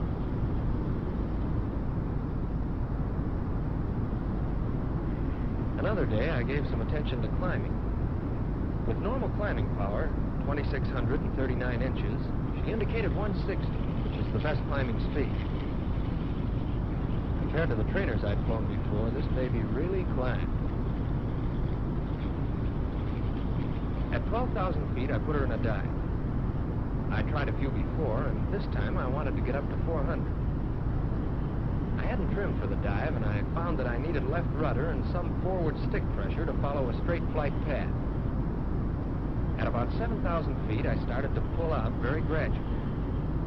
It didn't matter so much how fast I was traveling, just so I took it easy in the pull-out. In a dive, the greater the speed, the more gradual the pull-out has to be. I still had a lot to learn about the airplane, and flying tight turns was a good way to do it. It helps to develop the feeling for the airplane, which is so necessary for combat flying. It's important to be in full control at all times, and so it meant working up to them gradually. As I went along, I reefed them in tighter, and pretty soon was pulling them in almost to the stall point. I was making the turns as tight as I could without stalling out. There was a definite change in the feel of the controls just preceding the stalling condition. I could feel a buffeting on the tail, and the whole airplane shuddered. I got so I could recognize it and was able to prevent a stall by relaxing back pressure. Occasionally, I'd let her stall some, but it was easy enough to recover. The airplane unstalled quickly, and full control returned immediately. The speed didn't matter so much as the tightness of turn. The tighter the turn, the higher the speed at which I stalled out. I practiced tight turns on a number of missions and got to be pretty sure of myself. And probably a little careless. Because during one, I guess I must have pulled her in a little too tight. The airplane stalled, and I didn't relax back pressure quick enough, and I spun out of the inside of the turn. It caught me unawares, and it must have been a couple of turns before I started to recover. She responded promptly. I decided to check up on spins, and this is what my instructor had to say. In this airplane, a spin is an irregular gyration going first slow and then fast in an oscillatory pattern. First move, when you're aware you're in a spin, is to close the throttle and go into low RPM. As soon as the direction of rotation is established, bring the stick full back, apply full rudder with the spin, and hold until ready to recover. When the airplane comes to the slow part of its gyration, apply hard opposite rudder. A moment later, move the stick full forward and apply ailerons against the spin. As soon as the rotation stops, usually about 3/4 of a turn, it'll begin to recover in a steep dive. Neutralize all controls and wait until the airplane picks up speed and feels normal. Then gradually start to pull up, and recovery is completed. In the P-39, as in most airplanes, a spin is easily and quickly recovered from, if not permitted to progress too far. I was familiar with the feel of the basic maneuvers and could coordinate each of them pretty well. Next, it was a matter of combining, and the Lazy 8 was a good way to do it. It's a valuable maneuver for developing coordination, since it involves motion about all three axes of the airplane at the same time and through a wide range of speeds. I started them from cruising, pulling up in a bank not more than 70 degrees at the steepest point, with a minimum airspeed of 160 at the top of the arc and not exceeding 300 at the center of the 8. When I could do a good job of these, I felt I was well on my way to mastering the airplane. Next came the two-plane element, flying with my instructor. We talked it over first on the ground and checked on signals. We took off individually and got into formation in a gentle turn. In loose formation, we climbed to a safe altitude. At 10,000 feet, I trimmed out the ship and pulled up into formation on signal. Keeping it fairly loose, we tried some gentle turns. I was flying on the inside and found that at first I had a tendency to over-control. But brushing up on the old fundamentals of position, distance, and smooth throttle coordination, it wasn't long before I could do a fairly decent job of following around in a turn. Actually, with the additional power and increased speed range of the airplane, I found it was easier to fly good formation in the P-39 than in the training airplanes I'd flown before. Then we tried some climbs. It was good practice for coordinating my speed and throttle settings with the leaders. And then some dives. Pretty gentle at first, and then steeper. I was becoming accustomed to flying formation at higher speeds and in sharper maneuvers. With several two-plane missions behind me, I felt pretty much at home in formation.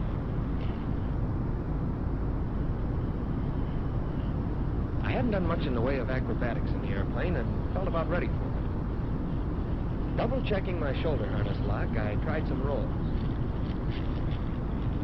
Starting at cruising, it flowed very easily and had a good response to the ailerons. The stick pressures generally were much lighter than I'd been accustomed to, and she responded quickly and smoothly. Although a pretty easy maneuver, it sure built up my confidence.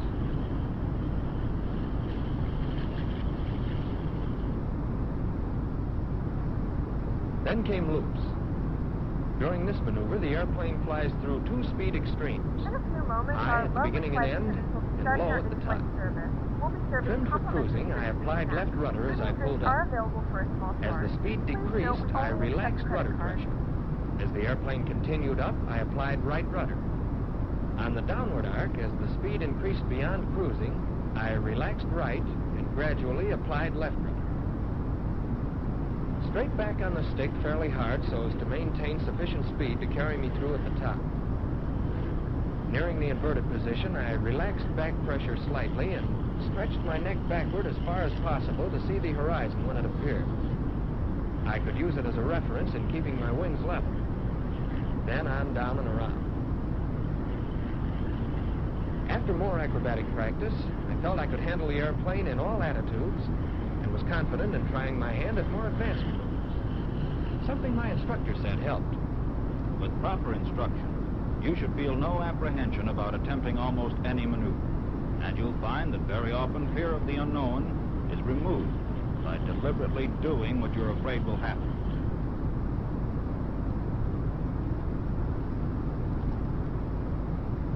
All my training thus far had pointed toward one thing, and now I was ready for it. Gunnery. These planes are built around their armament and are equipped to deliver a lot of firepower.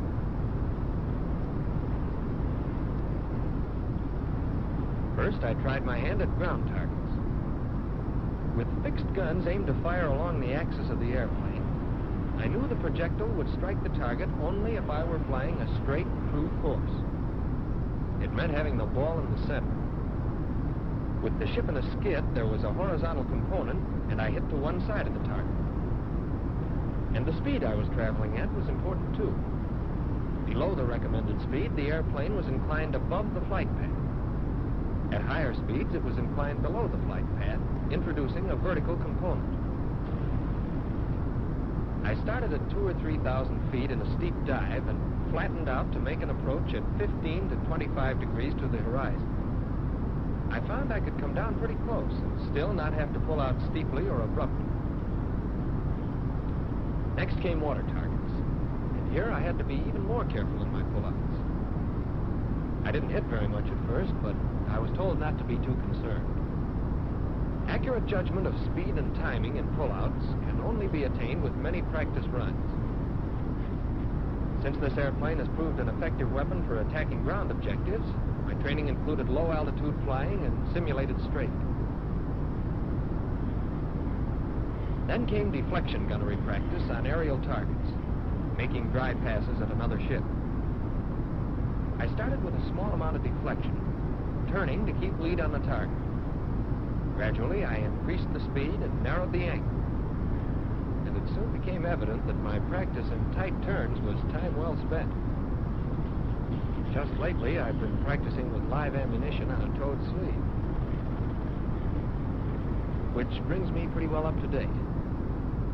As a matter of fact, I'm due for a mission right now.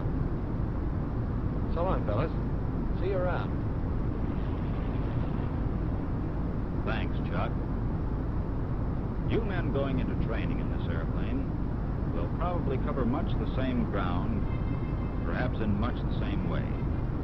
You'll be flying an airplane which is fast, powerful. It is sensitive to the controls and quick to respond.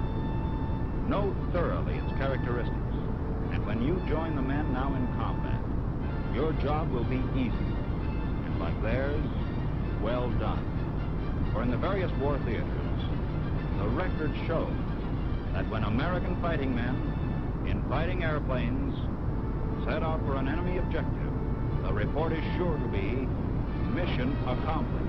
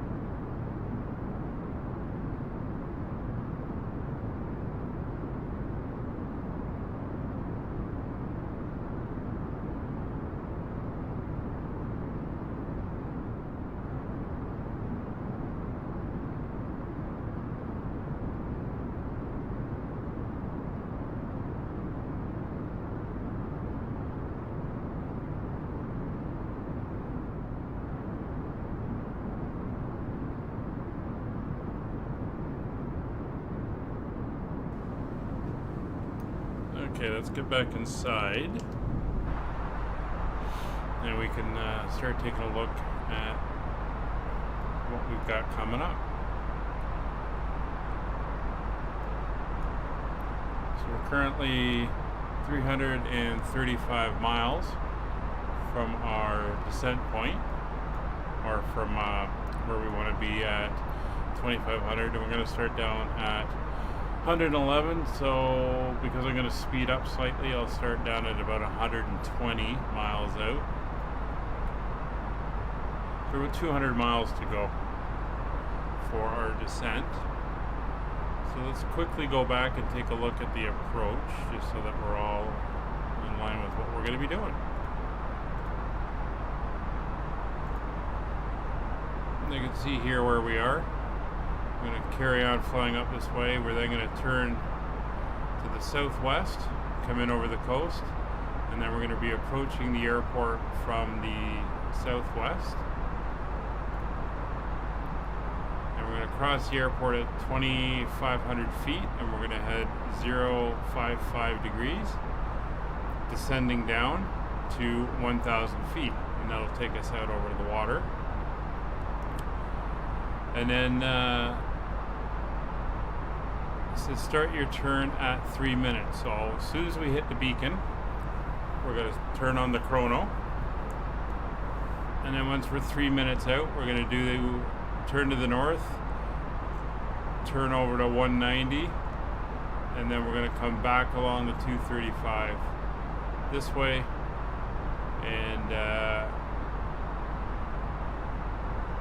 1 mile out from this point we will be starting our descent, and then should be visual, and we'll be able to come in and land at the airfield. It's only 7,000 feet, so we're going to have to make sure that we put on auto brake 2 and everything for that. So that is the plan on this NDB approach.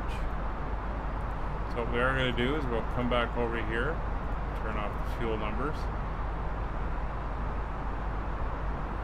I'm going to top that fuel up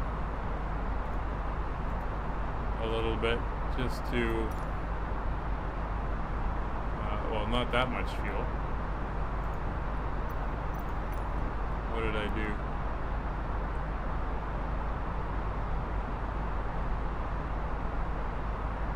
Yeah, we shouldn't be at that level. It'll give us that.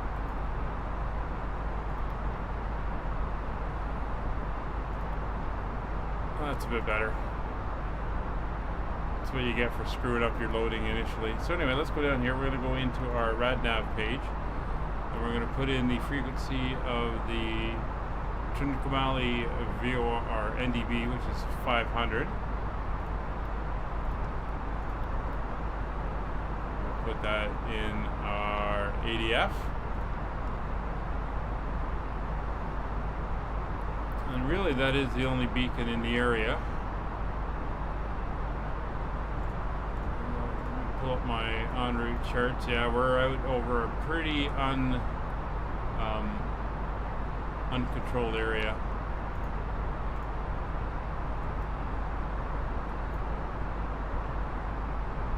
Which is fine. I'm just going to have to bear that in mind. So we can turn on the ADF.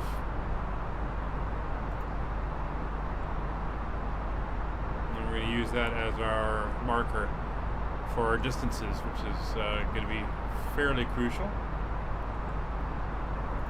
Go back to our progress page. So we got about 180 miles to go.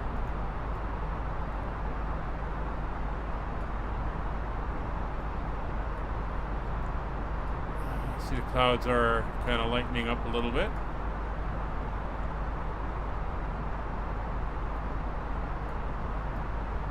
So it's looking good. So let's pop back outside. Get a view out here.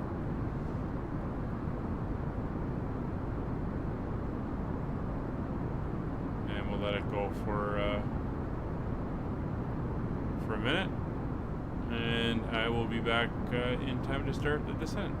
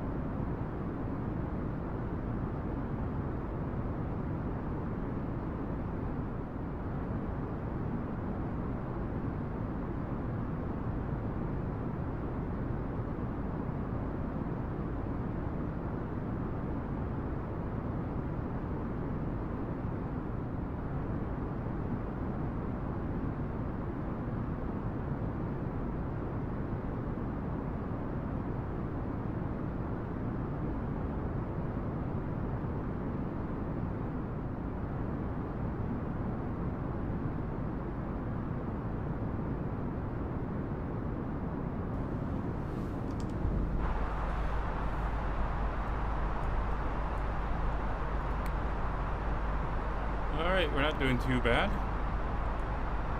Where are we? About 100 miles to go before we start our descent. So it looks like right before the next waypoint, about 10 miles before at SPAC. Cloud cover is starting to form a little bit more.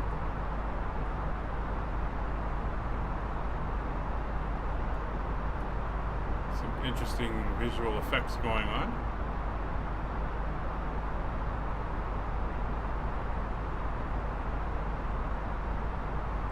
The clouds are coming apart in a very weird way.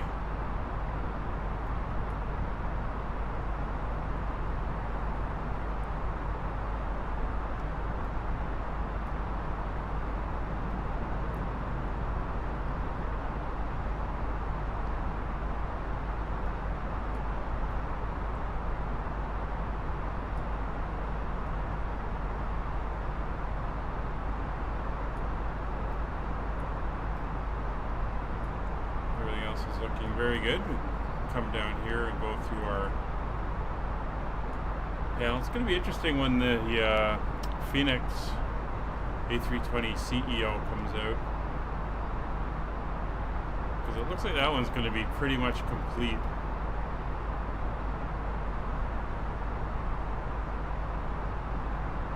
So I'm not sure why quantity levers are down and why these are flashing.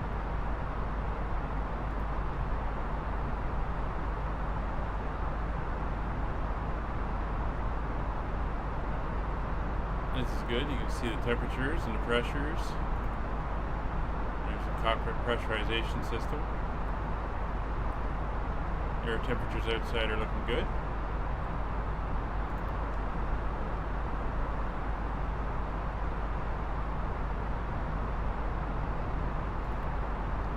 Electrics and the hydraulics.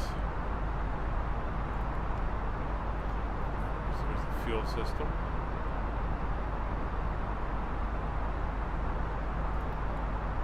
APU is off. Temperatures are good. Doors are closed. Wheels are closed. Flight control.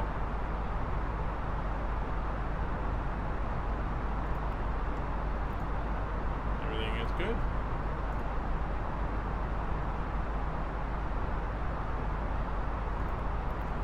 So let's jump in. We'll just get an updated weather in the sim. See if there is one. It didn't give us a weather for here when we were on the ground before takeoff. So we'll see if it's going to give us one for here. If not, as I said, I've got Colombo's weather, and we can pull that one up and just get an idea of what the weather is like on the island. See if it gives us it. Yeah, nothing here. So if we look at our alternate, 170 at 3. Yeah, so we're going to stay on 24. 1011 is showing as the current barometer, 27 degrees. And scattered clouds at 1,600 feet.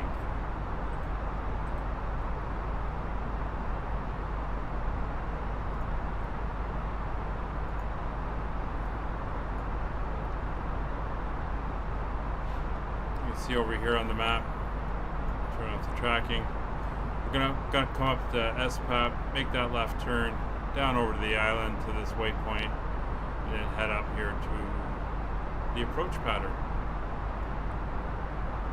So that's where we currently are on our flight. It's now roughly 4 hours and 20 minutes. Hey, Christian. How are you doing today?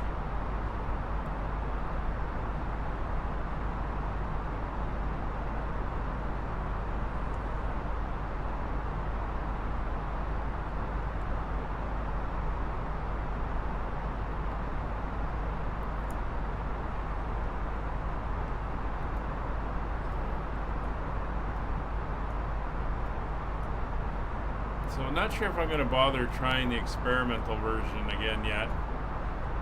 Some people are having issues. I'll let it go through a couple updates before I give it a shot. I think I do got to uninstall this one and then reinstall it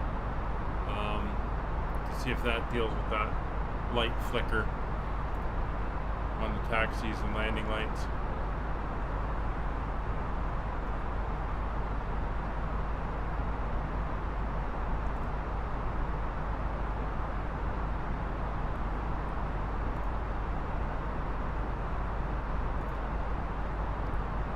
So the airport diagram has nothing, no taxiways, no buildings or anything laid out for it. I did download a scenery. We'll see what happens there.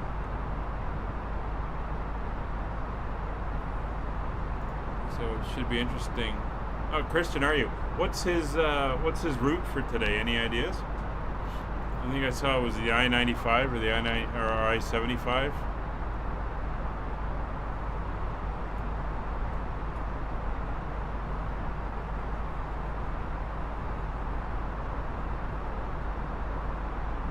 Beer and cheese. Yum. Yeah, I'm really getting hungry. Gotta get something to eat after this. Should get it while I'm running around doing some stuff.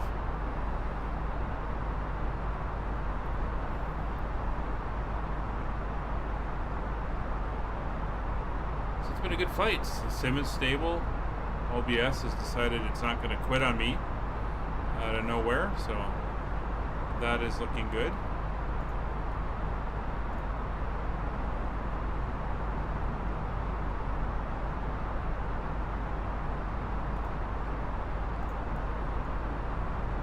Is looking good as well.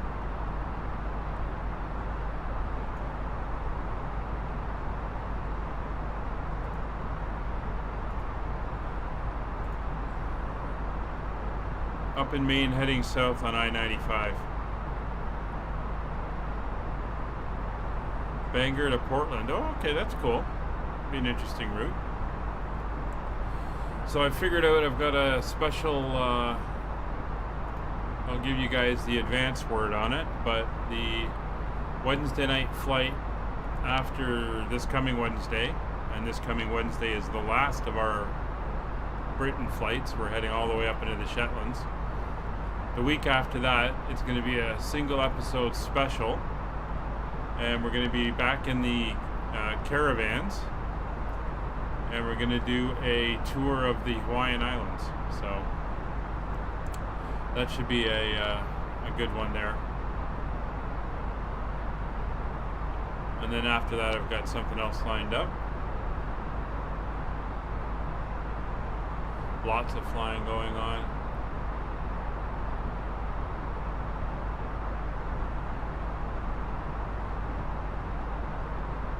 Scott, is he going all the way down the East Coast?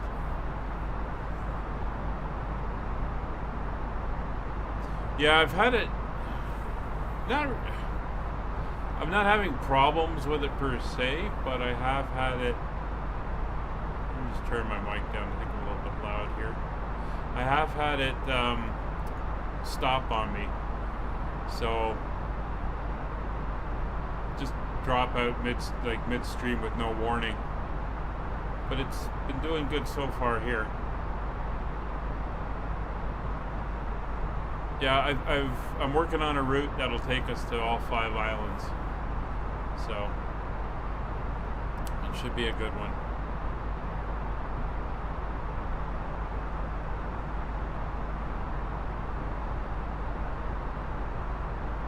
Scott, you can use any GA aircraft you want. If you've got the Hughes 500 helicopter, feel free.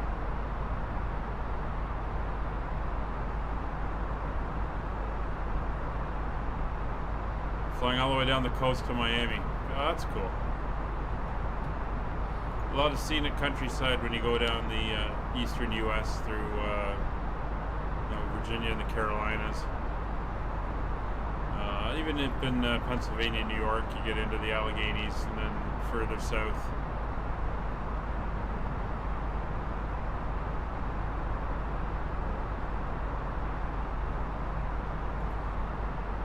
Yeah, I've driven that as well, both in a car and on my bike. Prefer, if I'm going on the bike, I like to go inland a bit, ride down the mountains, Blue Ridge Mountains, and the Great Smoky Mountains and stuff. Very scenic.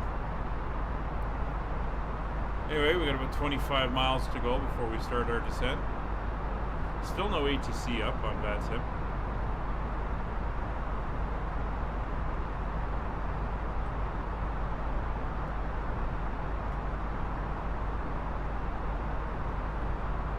Oh, we got our own Dark Fury here has brought a helicopter on our GA flights as well, so it's if you want to fly it, that's fine.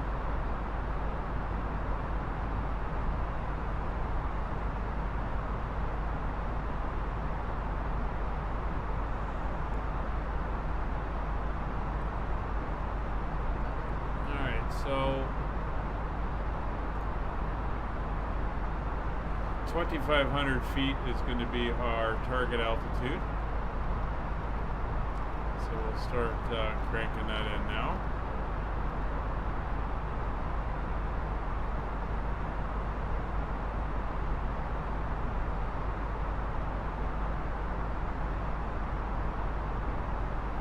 I don't know about turning GPWS off. Maybe.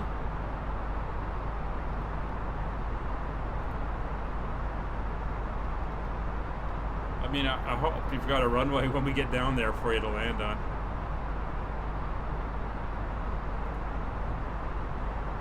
Yeah, I tell you, I'm the same. I've just been doing day trips on the bike.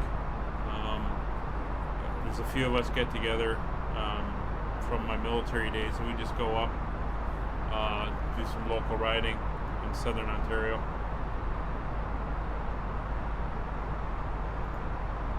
Definitely want to go further afield, but yeah, it's kind of sucky right now. I do not feel like quarantining anywhere I go, and going through a lot of that crap right now.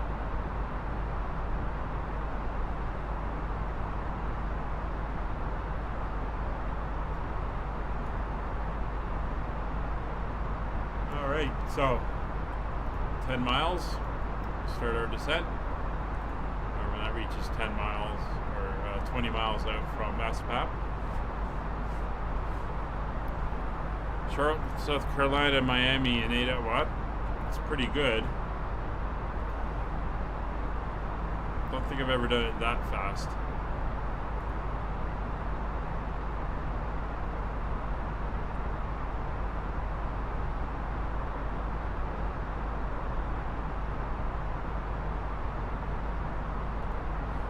So let's get our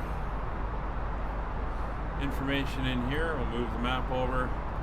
Performance phase. Alright, so the QNH is 1011. Temperature is 27 degrees. Winds are 170 at 3.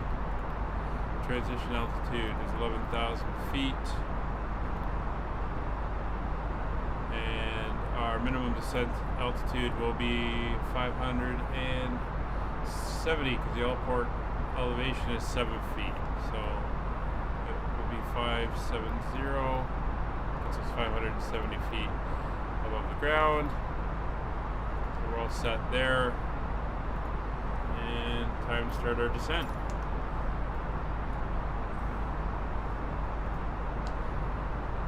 China Bay area traffic, Clipper 5556 leaving flight level 380 for the NDB approach runway 24 China Bay.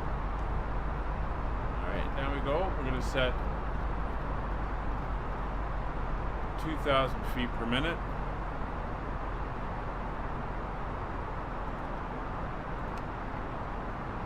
And we're also going to dial this up to 270.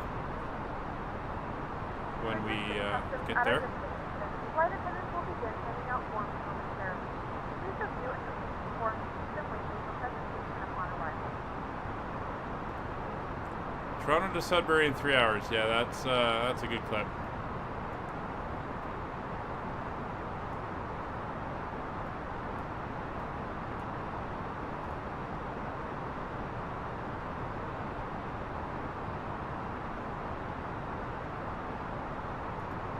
So we're starting our descent.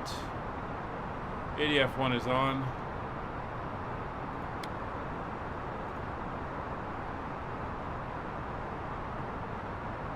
Can increase our speed to 270 now. And we want to hold at 2,000 feet per minute. Get that dialed in.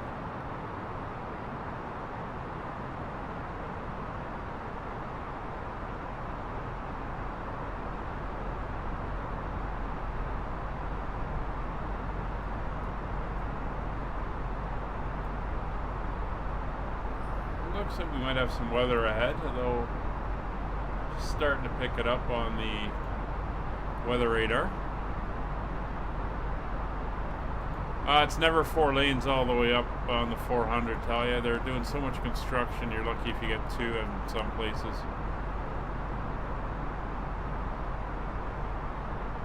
I was up there, up to Barrie a couple weeks ago, and traffic was a nightmare.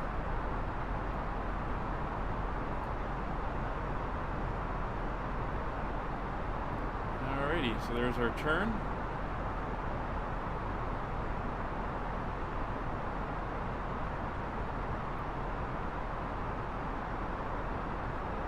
And we'll continue our descent.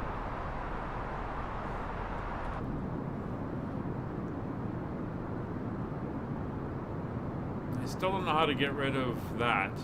It's popped up again. And I know it was doing it several months ago, and then they seemed to fix it, and now it's back. All the fields in the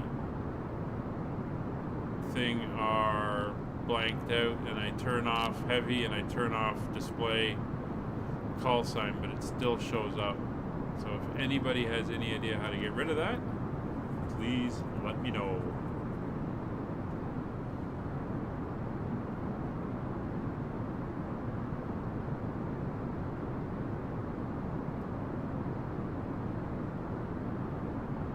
It's a nice looking paint scheme.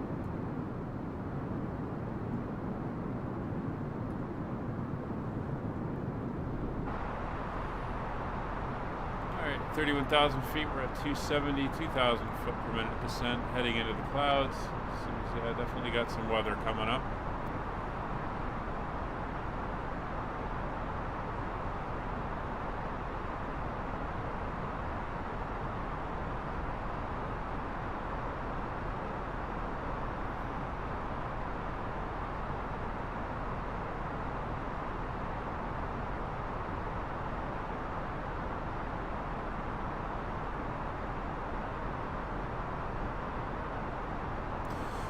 Type something in, then backspace, delete, and then a space. Okay, Nick, I'll give it a try next time.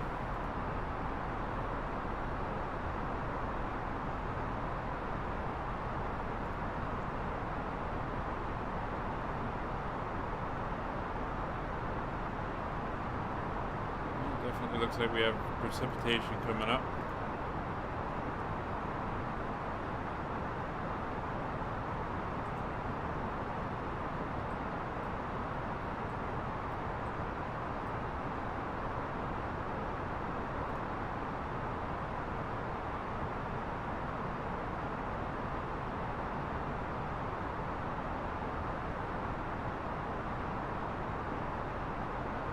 We're 84 miles away from the airport, and there's no other beacons or VORs or anything to lock in for a more accurate distance.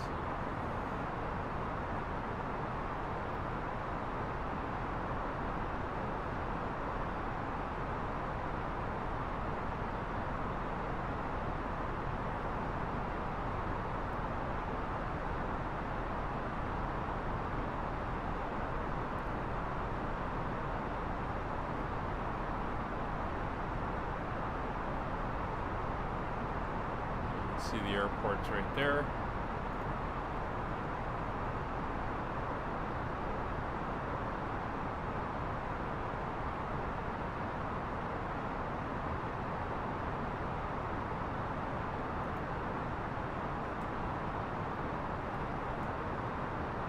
If you look at the flight plan,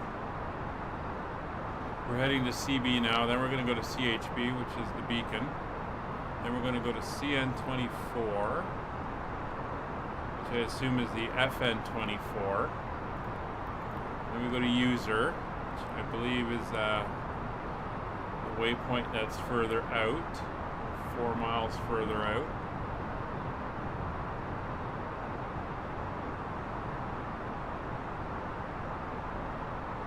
Then we turn around and come back.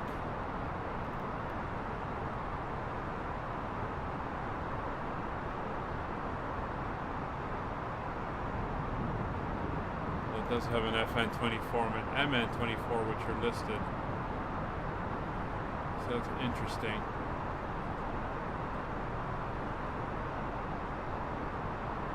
Well, we'll see what it does. We may have to go into manual control.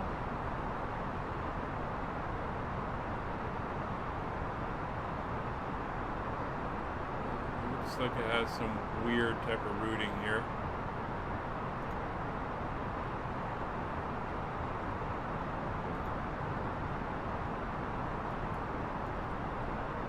Down into the clouds.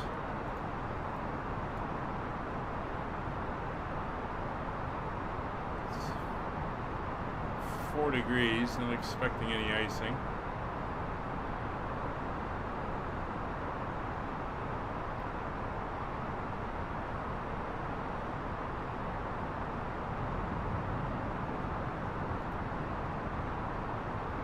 So we got some heavier weather up towards the airport.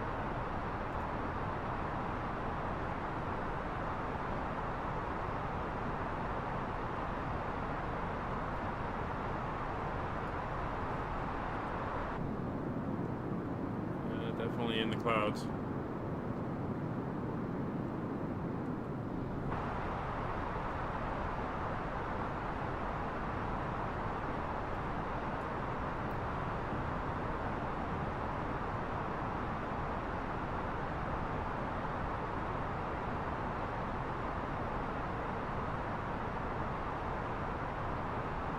I'm gonna slow the descent rate a little bit.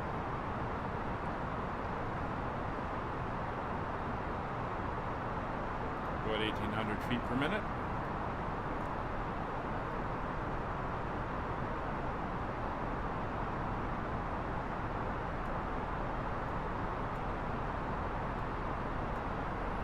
Get a little notch of lighting inside as well.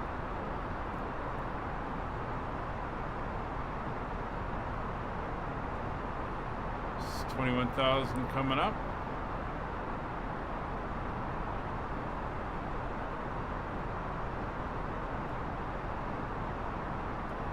Get everybody seated again.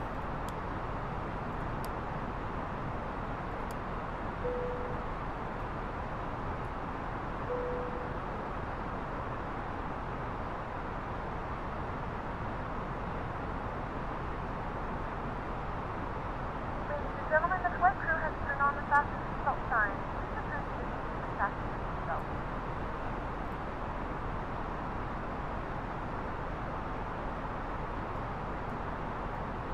Getting rather dark in here. We're doing good.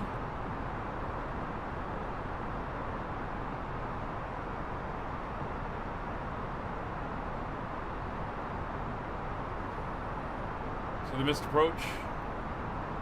As we're coming in, if we are going to go missed approach, then we will pass the NDB, turn heading 179 and climb to 1,500 feet. And then go from there. There's the coast.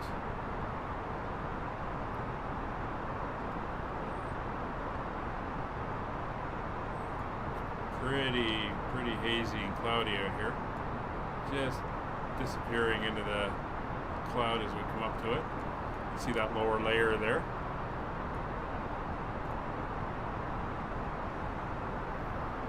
It's 18,000 feet.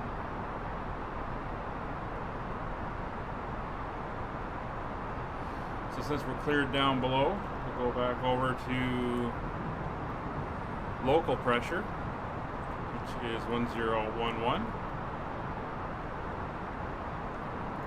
Both sides and on the standby.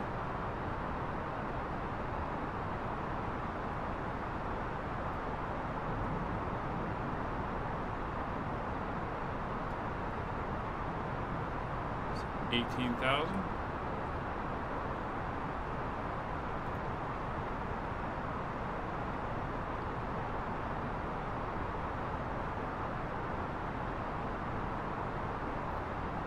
Again, the coast is coming up.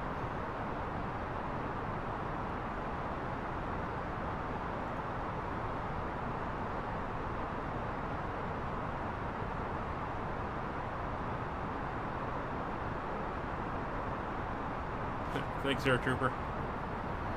Oh, look at that, coming at the bottom of the cloud. View of the island here.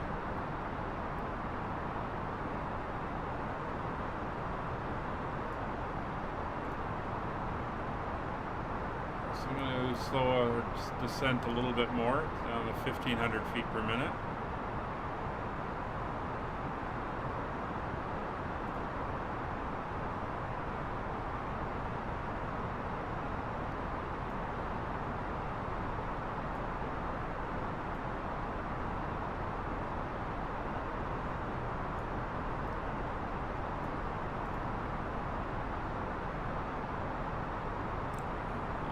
Have to slow down to 250 knots shortly.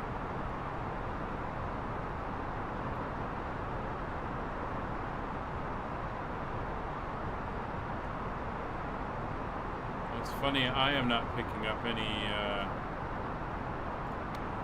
weather on my screen here, but he is. Anyway, we'll put the terrain radar on. 40 miles.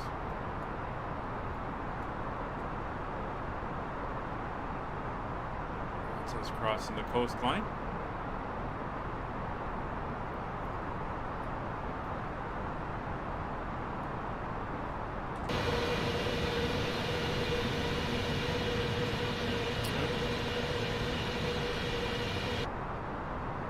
The camera's in the wrong mode.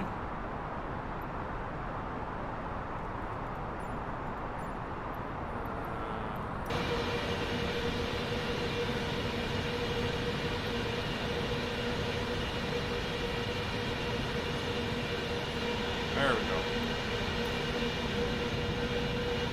Interesting view.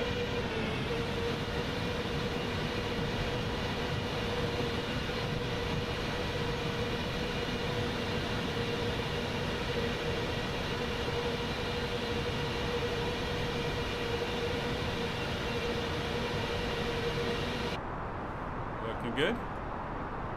Just 12,000 feet. Come back down to 260 on the speed. Yeah, it does look very nice.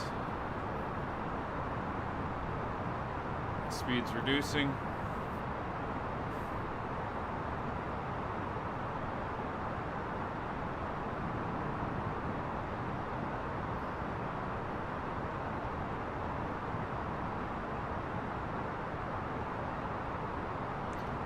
Less than 10,000 feet to go.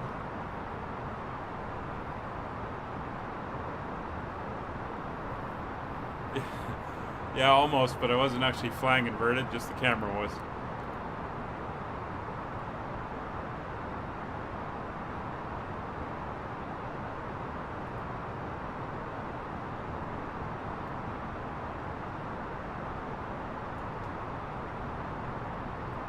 Down to 260 knots.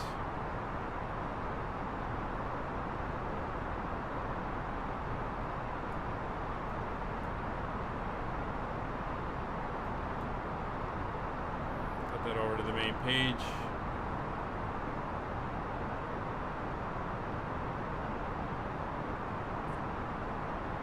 Still thinks we're back where we departed from. Oh, there it goes. Just updated.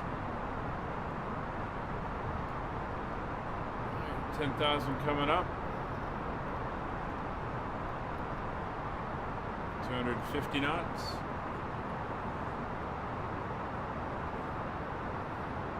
Beautiful view of the office window here, and the airport is off in this direction, a little bit behind us now. See that cloud we're going to be flying into, and there's 10,000 feet. So landing lights coming on. Turn off lights, come on. Leave the wing lights off since it's daytime. Nose light to taxi. And landing systems are not required since there's no ILS. Approach briefing is complete. TCAS is fine. Signs are on. Barrel transition level is set. 9,000 feet.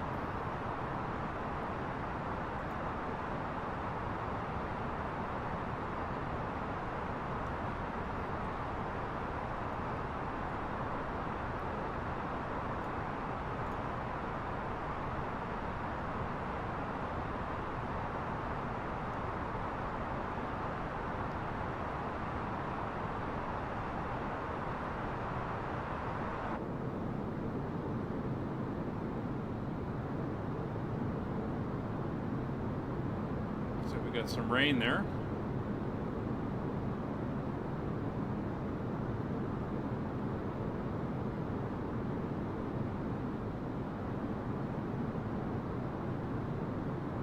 Good.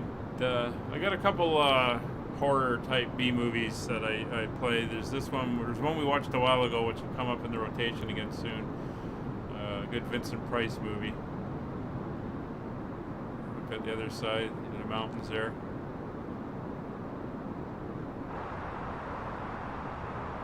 So glad I was able to entertain you.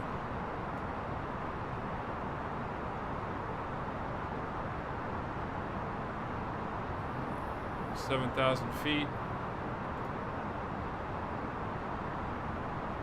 And I'm gonna slow the descent a little bit more.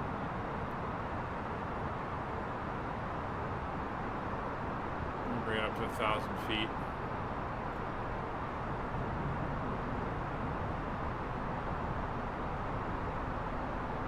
What I'm going to do is I'm going to go into heading mode here, and then I'm going to activate my approach phase, go back to the flight plan, or tell it to go direct,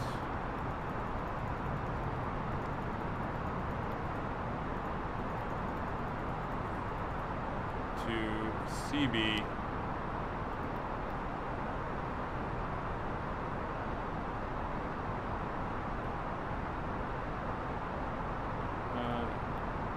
Direct.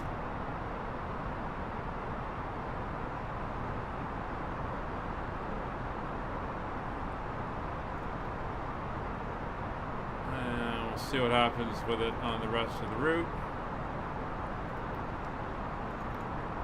I think I just buggered it up.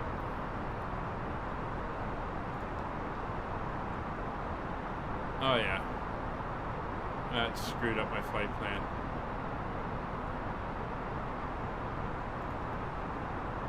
All right then, we will do it manually.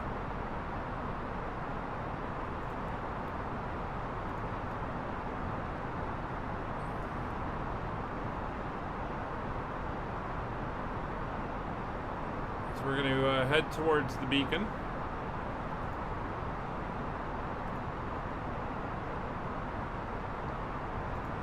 And now is as good a time as any.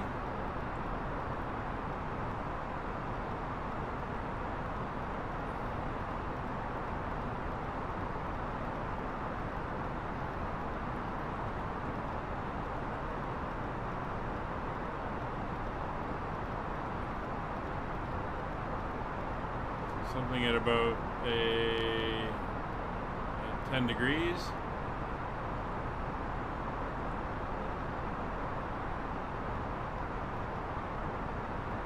Cut my descent in half again, down to 500 feet per minute.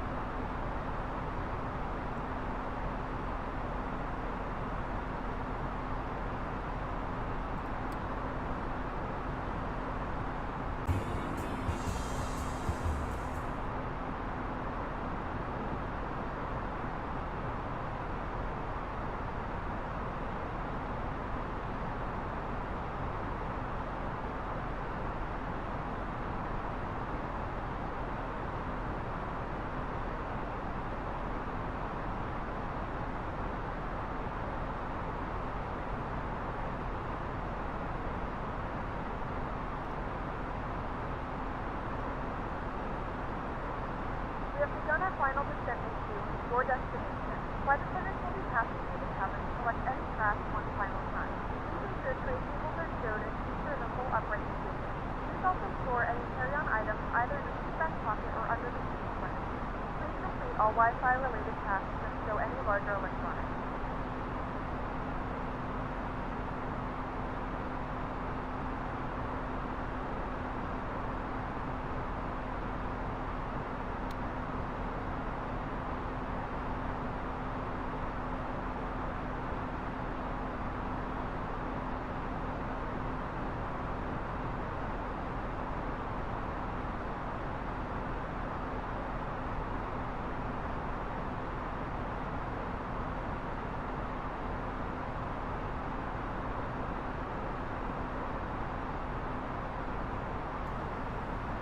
Yeah, sorry, it got muted when I reloaded Streamlabs. So, it crashed on me.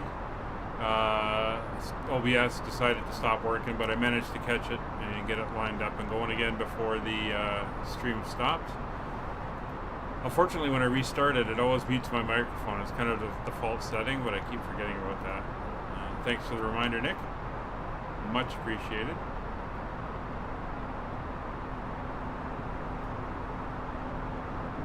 So I'm not sure why that's not appearing over here either. Like, it's almost like there's things that are... See, look at the train over here. It's like this display isn't displaying any of this stuff with this latest update. 2,500. That's a bit of a pain. So we're now 2,500 feet above the ground.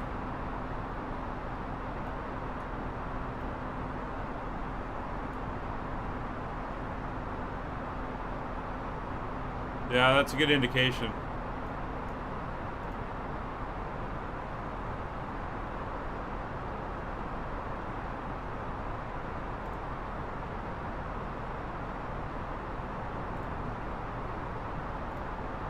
So we are just about to start leveling off.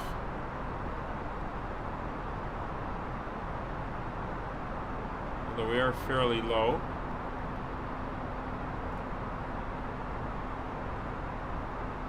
And we're in approach phase, so we're good there. We are going to go into approach phase probably when we hit the NDB.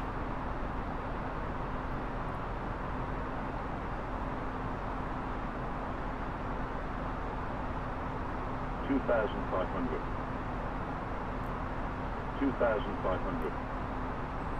So we're a little low.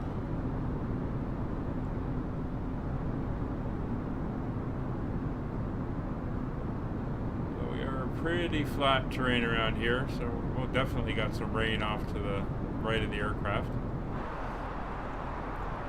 Again, you can see that here. I'm not seeing anything here, which is a little bit annoying.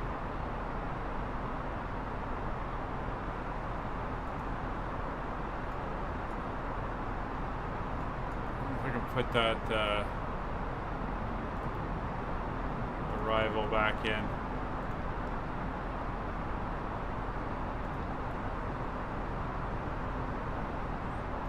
Yeah, let's put it back in. So if I tell it now I want to go direct to there, what will you do? Alright, you'll do it.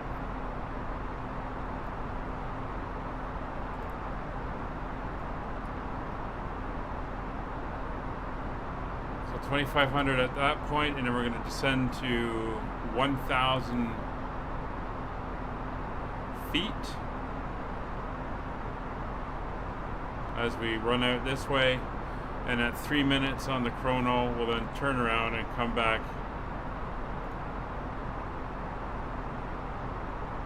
and we should line us up nicely. So part of this will be done manually, part of it will be done with the autopilot. Let's see how it goes.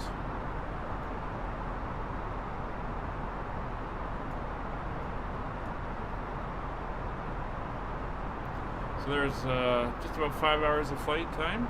not bad. Estimated arrival is in 30 minutes, but we're going to be ahead of that.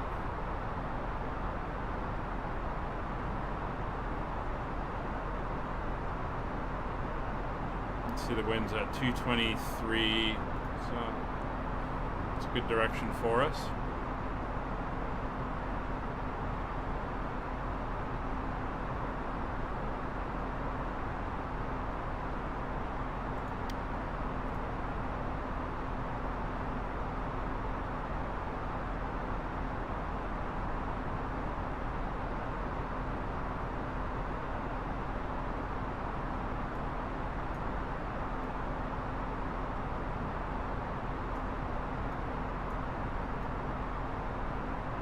Very nice scenery.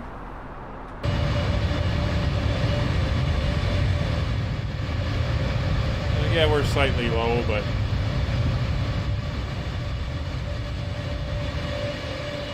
it is what it is. Nick's back there behind us, probably at a better altitude.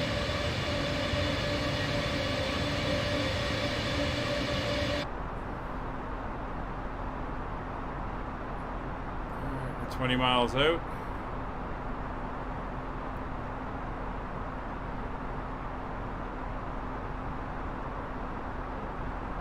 Oh, you're too low as well? I didn't see your lights back there, so I was kind of wondering.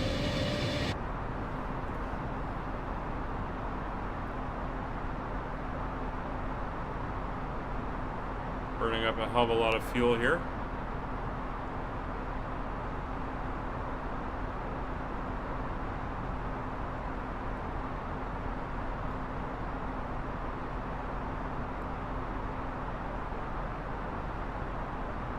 Again, luckily it's very flat ground. Yeah. No displays, no radar displays at all on this PDF or ND. It is working over on this side. See how we're going to be heading out over the bay, out into the coast, turning around and coming back in.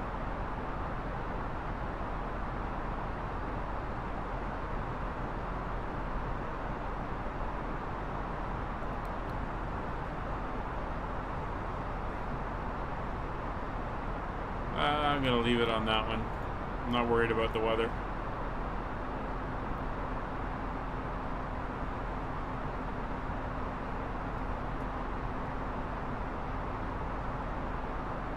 So again, we're aiming for 500 feet, or 2,500 feet, and we're about 12 miles out. 13. 3 miles out, I'll go into manage speed. When we hit it, we're going to fly out on a heading of 055.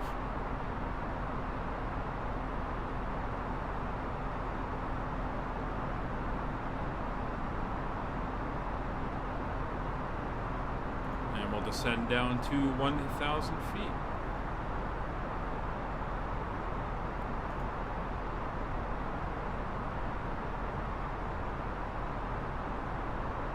And we are going to go into track and FPA.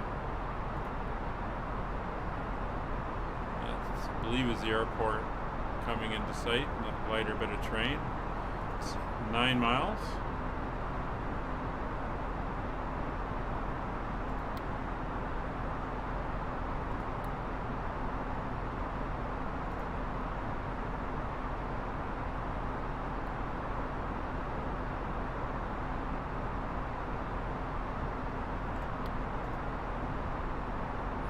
Seven and a half, 5 miles. I'll click over to managed.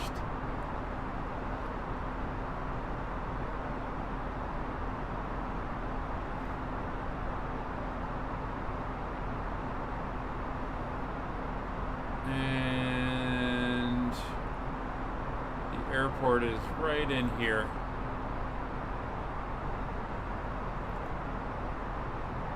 In fact, I think it's right there. 5 miles, so speed's coming back.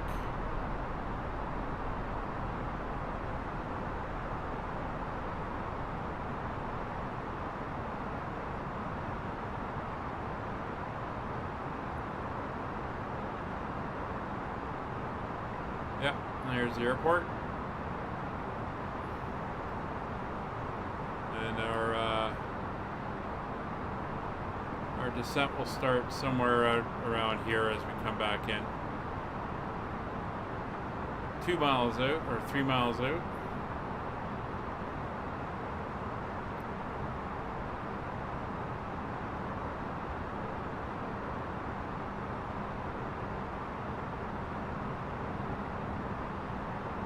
So we gotta... don't... No.